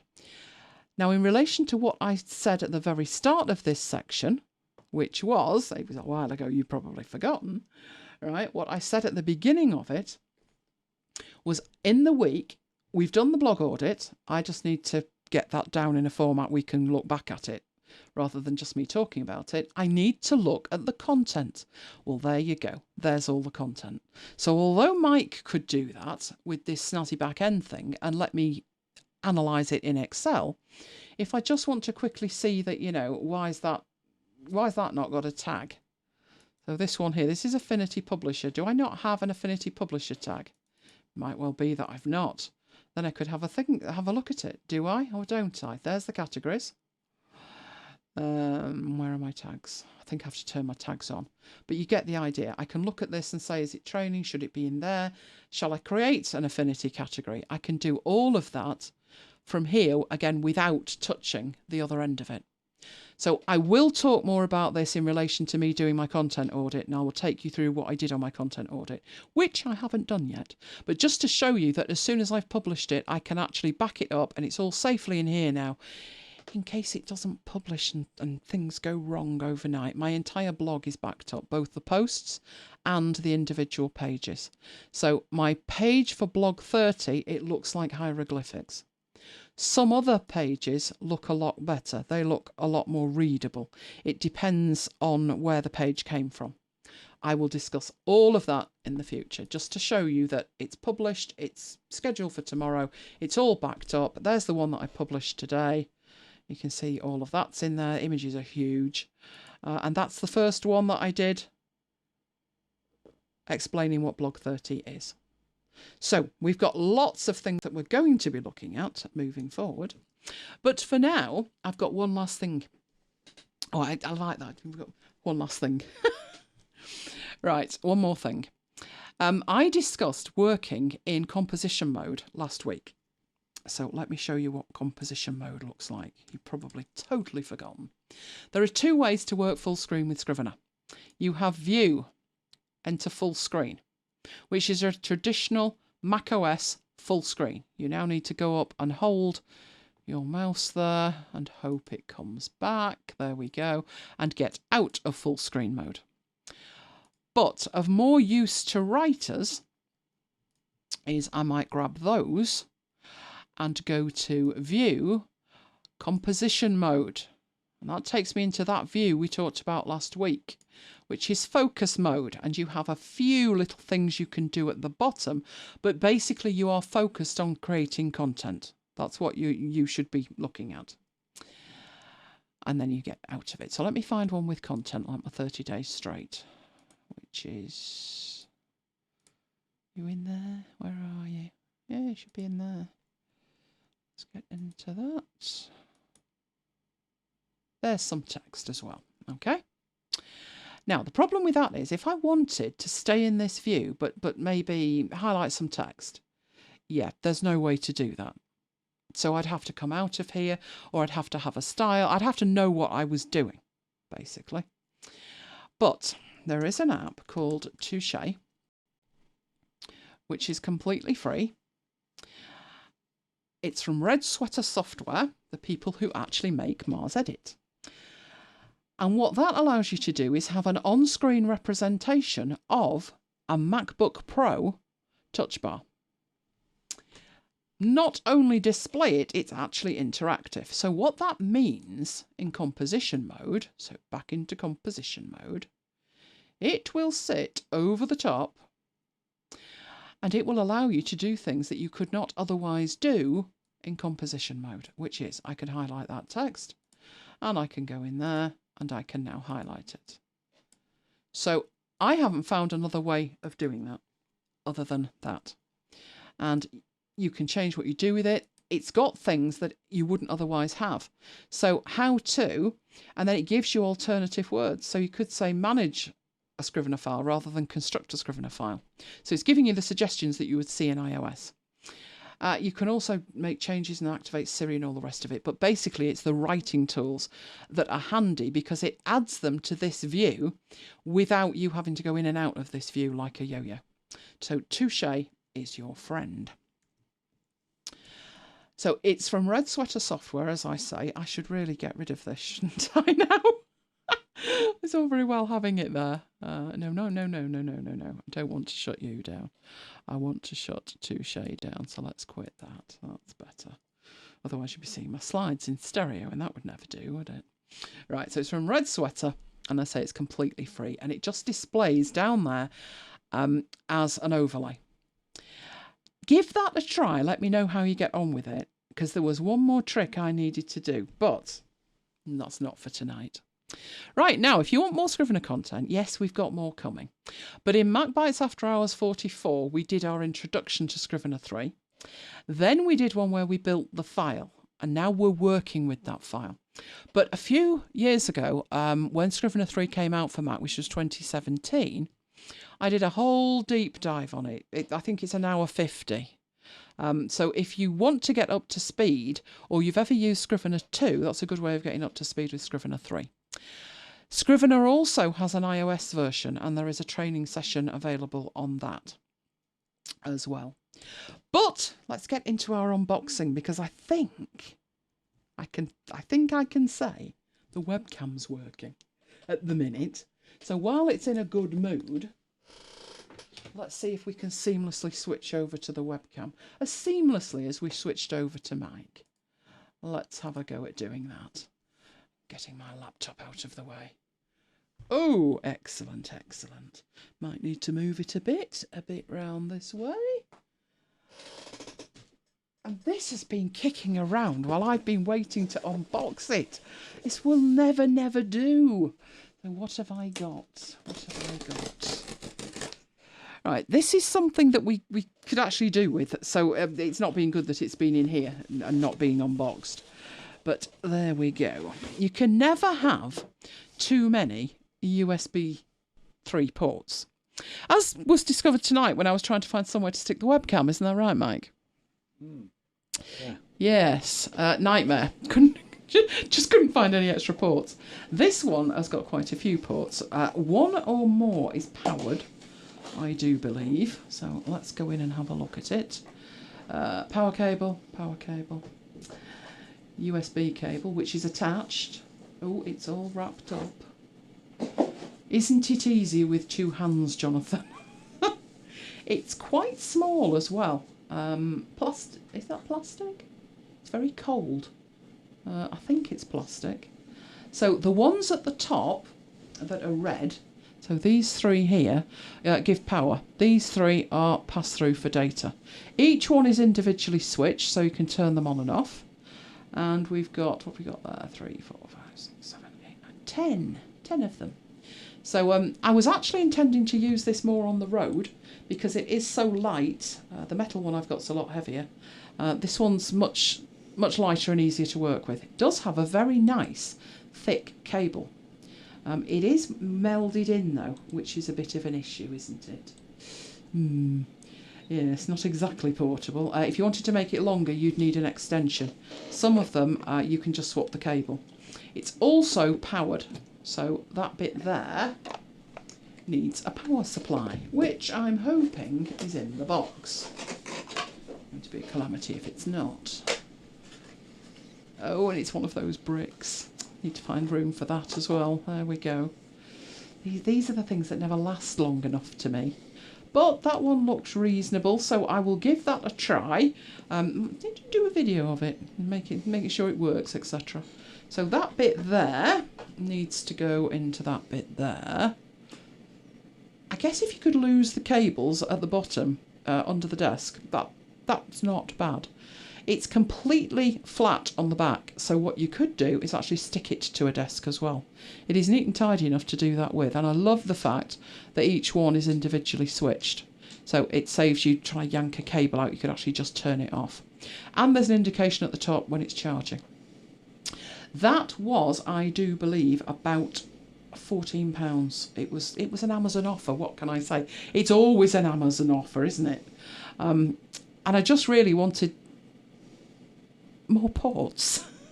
I don't actually charge that much with these because, let me grab you and show you. Let me grab you and no, I was going to take you for a walk, but I can't take you that way because the cable's too short. But I can turn you round that way and you will see my charging solution down there. So what I've got there, pencil, those are 10 USB charging ports. That is not a hub. It is just for charging. Now Mike will tell you, because I use one of those to charge his watch, which takes him the best part of a week to charge, doesn't it, dear? It does. And when I do it, it's like an hour 10. So they are very high powered. They are 60-watt chargers. So that's why I don't really, with this one, need these particularly to charge. But I guess it's a flexible option, isn't it? So can never have too many ports. Next thing I'm going to need is an extension for the webcam, because the webcam's cable must be all of about 3 foot, which isn't great when I'm trying to manoeuvre it and manipulate it all over the place. So, there's the unboxing. It's been a while since we've done an unboxing, hasn't it? Let's put that back in there and get back to my desktop, where I can go back into, where's the keyboard? Lost my keyboard now. Right, we are back next week. It's another Saturday one, which we have had positive feedback about being a Saturday one, unless it's silly o'clock on Sunday morning in Australia. Now, be warned, although I said all this last week and nobody took a blind bit of notice, there's another time zone change. America changes overnight tonight, so technically speaking, next week it's back as we were last week. This is the odd week when we're all an hour out. Having said that, some in Australia have told us that you don't change your time zones at all, which means we have, so we are going to be for the next 6 months at a different time. I suggest you use the link in the email, the one that tells you where it is in your time zone. Use that. But we'll be back next week. We will be looking at a deeper dive on compiling, because having taken it out and taken it through Ulysses, all very well, but what if we need a Word file? Oh, glad you're happy about that, Paul. What were we doing on the 2nd? No, it's the 8th, isn't it? There's something going on. I know there's something going on, so it'll be a Saturday. Right, so if you've loved that, and we've loved talking to you, please give us a like. YouTube like us when we get likes, so please give us a like. Now, if you want first dibs on everything that we're doing, you've got 2 options. You have my VIP list, which we don't over-egg the MacBites pudding on, people get upset. I see Neil changed a few weeks ago, but you've been on the ball, Neil. You've pitched up at the right time. It just gets confusing for the rest of us. So that's where you'll hear about my YouTube videos and after hours live sessions, but not endlessly. The MacBites one is where you will hear about all of the after hours sessions and the MacBite stuff. So that's why there is a distinction between the two. Right, but as I say, we will be back next week. In the meantime, you can find all the stuff on youtube.com/ElaineGiles. We've had people asking where the after hours videos are. 2 ways to get to them. You can either get to them from there and find the after hours playlist, or you can go to MacBites, macbites.co.uk, and the after hours are listed at the top. Each one has its own page. Mango chunks on a hot cross bun. Oh, my word. And Doritos. Oh, you know what Mike had last night, Graham? Are you going to admit it, Mike? No. Have you forgotten? No. Go on, admit it. He's forgotten. Trifle. In Doritos. fact, he enjoyed peanuts. Sausages. Scotch eggs. Scotch eggs. Pringles. An apple. Oh, a healthy bit. What happened there? What he's not telling you is he enjoyed the trifle so much, he went back and another one. It's all homemade though, wasn't it, Mike? I've got fresh fruit, Graham. But last night, on the way back from where we went, I had a brainwave, didn't I? You did. I did. We were coming along the main A56. Jonathan will know exactly where. So brace yourself, Jonathan. We were coming back from Chorlton. So we got onto the main A56, heading towards Altrincham, heading south. We got to Stretford Lights. And as we went through the lights, I said, I've had an idea. An innocent old Mike said, have you? Not a clue what I was going to suggest. But I said, I think there's a Mackie D's drive-through up here. Now, before you think I'm eating Mackie D's, which isn't actually food, it was a McFlurry. They do rather nice ice cream. So there we were about, 11 o'clock at night, going up to where it used to be the Bass Drum. That was probably before Jonathan's time. Used to be a pub called the Bass Drum, but they knocked it down and they built a drive-through McDonald's. So we stopped and we had ice cream from McDonald's. McFlurries are just gorgeous. I also had all those sweets. You did have all those sweets as well. Yeah. Yeah, oink. Did you enjoy yourself? Yeah. Maybe the taxi driver was watching MacBites. I will give you an update on the taxi driver and the Ballard next week. That's a great title for a show. The taxi driver and the Ballard. My watch is dead. Is it dead again? Would you like me to charge it for No, you? I'll charge it. Yeah, this was a rather nice McFlurry. They've changed them so they're not in plastic anymore. They're in a kind of cup with like a wavy cut top, so it looks like a crown. I too went to McDonald's as a student, but this was before I developed celiac. So after your 5-course meal, luckily that was last week, Kim. I couldn't have eaten a shrunken peanut after that, honestly. Did I just tell Kim that I ate a load of sweets? You did. Yeah. It's all right. She's not noticed. Don't worry. Scratch that bit, Kim. You weren't listening to that. What sweets did you eat?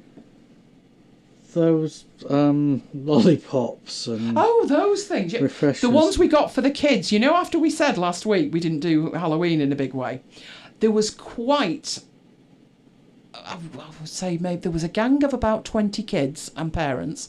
Then there was another lot of about 8 to 12, and then there was another lot. And I'd just come back from a school governor's meeting. So I pulled the car in, we got Lola out in her outfit, and I said, do you know that box of sweets? We bought a box of sweets, not a box, like a tub of sweets. They were Swizzle sweets, so they were all individually wrapped. They were perfect for Halloween. I said, never mind that, we can get another one. Go get it and we'll give the kids some sweets. So there was Lola doling out sweets, and we had a lovely Halloween. I understand, I'm getting to the point where I understand this trick-or-treating now. Having said that, one of our friends got eggs thrown at their house and they weren't happy. But we stuck with the tricks and we were okay. Everybody loved the dog. No, we stuck with the treats. Yeah, sorry, we stuck with the treats. Battery drain on the watch. I had a horrible problem with my watch, which has been solved, thankfully. The horrible problem that I had was when I did the update to Watch OS 6, I ended up with a new feature, and it's the hearing thing, where the watch monitors the ambient noise, and it lets you know if it goes over a certain level that you should limit your exposure to it. And I thought, oh, that's a cool toy. And I was playing with it for a couple of days, and it stopped working. It just stopped doing it. I turned it on, I turned it off, turned it on, turned it off. Just wouldn't do it. At the same time, I noticed that the mindful minute thing, it was working and it was counting up the mindful minutes, but on the watch, you couldn't do another mindful minute after the first one. You had to push the button on the side and go back in. And when you went back in, the watch hadn't kept a record of the mindful minutes. So it was all right on the phone, not on the watch.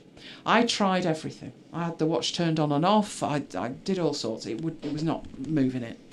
So there was an update came out the other day. I'm not sure if it was 6.1. Did you do it, Mike? Don't be silly. I'm still probably on 5. Thought so. Let me have a look what it's on. Does it tell me? My Apple Watch. Information. It doesn't tell me. But I did an update the other day. And I was doing this update the minute it came out. The absolute second it came out. Here we go. I'm doing a software update, so it should tell me what I'm on. I'm on 6.1. So I'm hopeful, Neil, it will do things. It certainly has fixed my 2 problems. I went into it and I waited a little bit, and then I checked the ambient noise. That is now being recorded again. And when I do the mindful minutes, the button at the bottom that says breathe again, it actually works now. Whereas, for reasons best known to itself, for the last 4 weeks it's not been working. Can't find Touche on red sweater. Oh no, let me go and have a look. Because I got that the other day. I was making sure I had the latest version. Touche.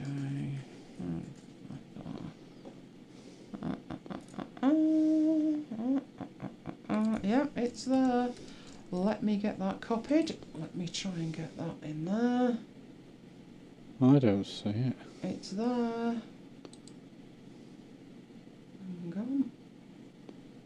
Oh, not again, honestly.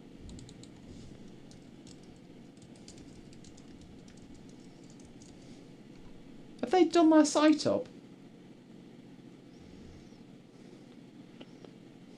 Right, let me try and type it in, seeing as though it's not playing nice. red-sweater.com/touche. Yes, it's there. Yeah, but it's not on the homepage. Well, it's there. Honestly, it's there. I just can't get that in the chat at the moment. Can you get that in the chat? Brilliant. I can't get it in the chat because I'm on the chat on a different machine. Never had a McFlurry. Is it a milkshake? Ooh, the milkshakes are to die for. No, a McFlurry is an ice cream. It's very soft. What do we used to call that ice cream? Mr. Whippy. In the UK, it's called Mr. Whippy ice cream. It's basically very soft ice cream. And they tend to put garbage in it. They tend to put something like Smarties in it, or chocolate chunks, or strawberry, something like that. But the ice cream is just to die for. It's beautiful. There you go, Kim, especially for you. It's absolutely. Does it have a topping? It can do. You can have it plain if you want, but they do special toppings. So sometimes they'll do a limited edition, like they'll put crunchy in it, which I wouldn't recommend. Not with the teeth.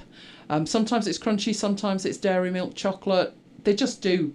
They did an Oreo one, didn't they? Yeah. Which is like, well, more American Biscuit, than UK. yes, It's like a black biscuit, isn't it? That's relatively new in the UK. But sometimes that's on top of it, sometimes it's inside it. But the ice cream is just beautiful. So I decided we needed a treat after another stressful evening. I have no idea what a Dairy Queen Blizzard is, but I'm quite liking the sound of it, Paul. Ooh, Mike, find me one. What does it look like? I definitely need to see that. Right, I was showing you red sweater, wasn't I? There it is. There you go. There's a Dairy Queen Blizzard. It looks like a McFlurry. McFlurry. It's identical to that. I would say it's about the same size, but the pot it's in, the pot is new. I'm assuming they've done it like that for the fact it's now got no plastic in it. The spoon's plastic, but the rest of it, there's no plastic in it. I would guess with Red Sweater they may. Let me have a look here. Have they had a website redesign? No, they've not, have they? Oh, I'm liking that. What? Fudge and Crunch. Oh, what is that? Is that cake? From Dairy Queen. We're going to have to visit the States. It's the only answer. You're quite right. It's not listed in the menus anymore, which is bizarre. I know it wouldn't be in the store because it's a free thing, but it is still there. I'm wondering why they're not pushing it. Mind you, Apple aren't exactly pushing it, are they?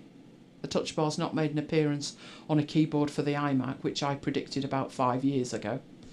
No, I have no idea, but there it is. So it's just /touche. red-sweater.com/touche. Right, let's get back in there. Where were you? Okay. Gelling agents. Oh dear. It's got a nice taste to it, Neil, but I dread to think what's actually in it. Oh, Graham's got Oreos in the biscuit tin. Graham, we haven't even got a biscuit tin. I'm being swindled here. There are gluten-free biscuits, but they're more like hobnobs. They look like hobnobs. They're smaller than... Well, they're probably tiny bit bigger than an Oreo. But they're very much like hobnobs in terms of the biscuit consistency of it. And some of them can be quite chewy. They put cranberry and white chocolate in it or something like that. And they're quite chewy. But they are to die for. Just don't tell the dentist. Oh, I'm due at the dentist in 2 weeks. So obviously on patrol 4 times a day at the moment. I've never been to the States. Mike has. Mike did a tour of Atlanta, didn't you? Via Chicago and what was the other one? Washington? Think so, can't remember. Yes, it's a long story. I'm reading about Dairy Queen. You've lost him now. You've lost him in the joy of that. What he did find, Paul, which I absolutely loved, was it something Express, the Chinese? Yeah. There you go. Alternatives to Dairy Queen in the UK. Mr. Whippy Vans. There aren't many vans about anymore, though, are there? But yes, that's where we would find it. What was I talking about then? I mentioned something. The Chinese. The Chinese. Something Express. It's a Chinese. I think it was at the airport. And Mike brought me back. Oh, was it Panda Express? Yeah. Because it had a panda on it. I absolutely adore pandas. Oh, it was a heck of an adventure, Paul, but that was nothing to what happened to him in Canada. Yeah. He managed to flood the flat he was in Canada. Panda Express Panda Chinese Express. takeaway it was. He didn't bring me the Chinese takeaway, you'll be glad to hear. But he did bring me the box, the empty box. He managed to get that through customs. You've got a dental appointment for yourself. That's a good point.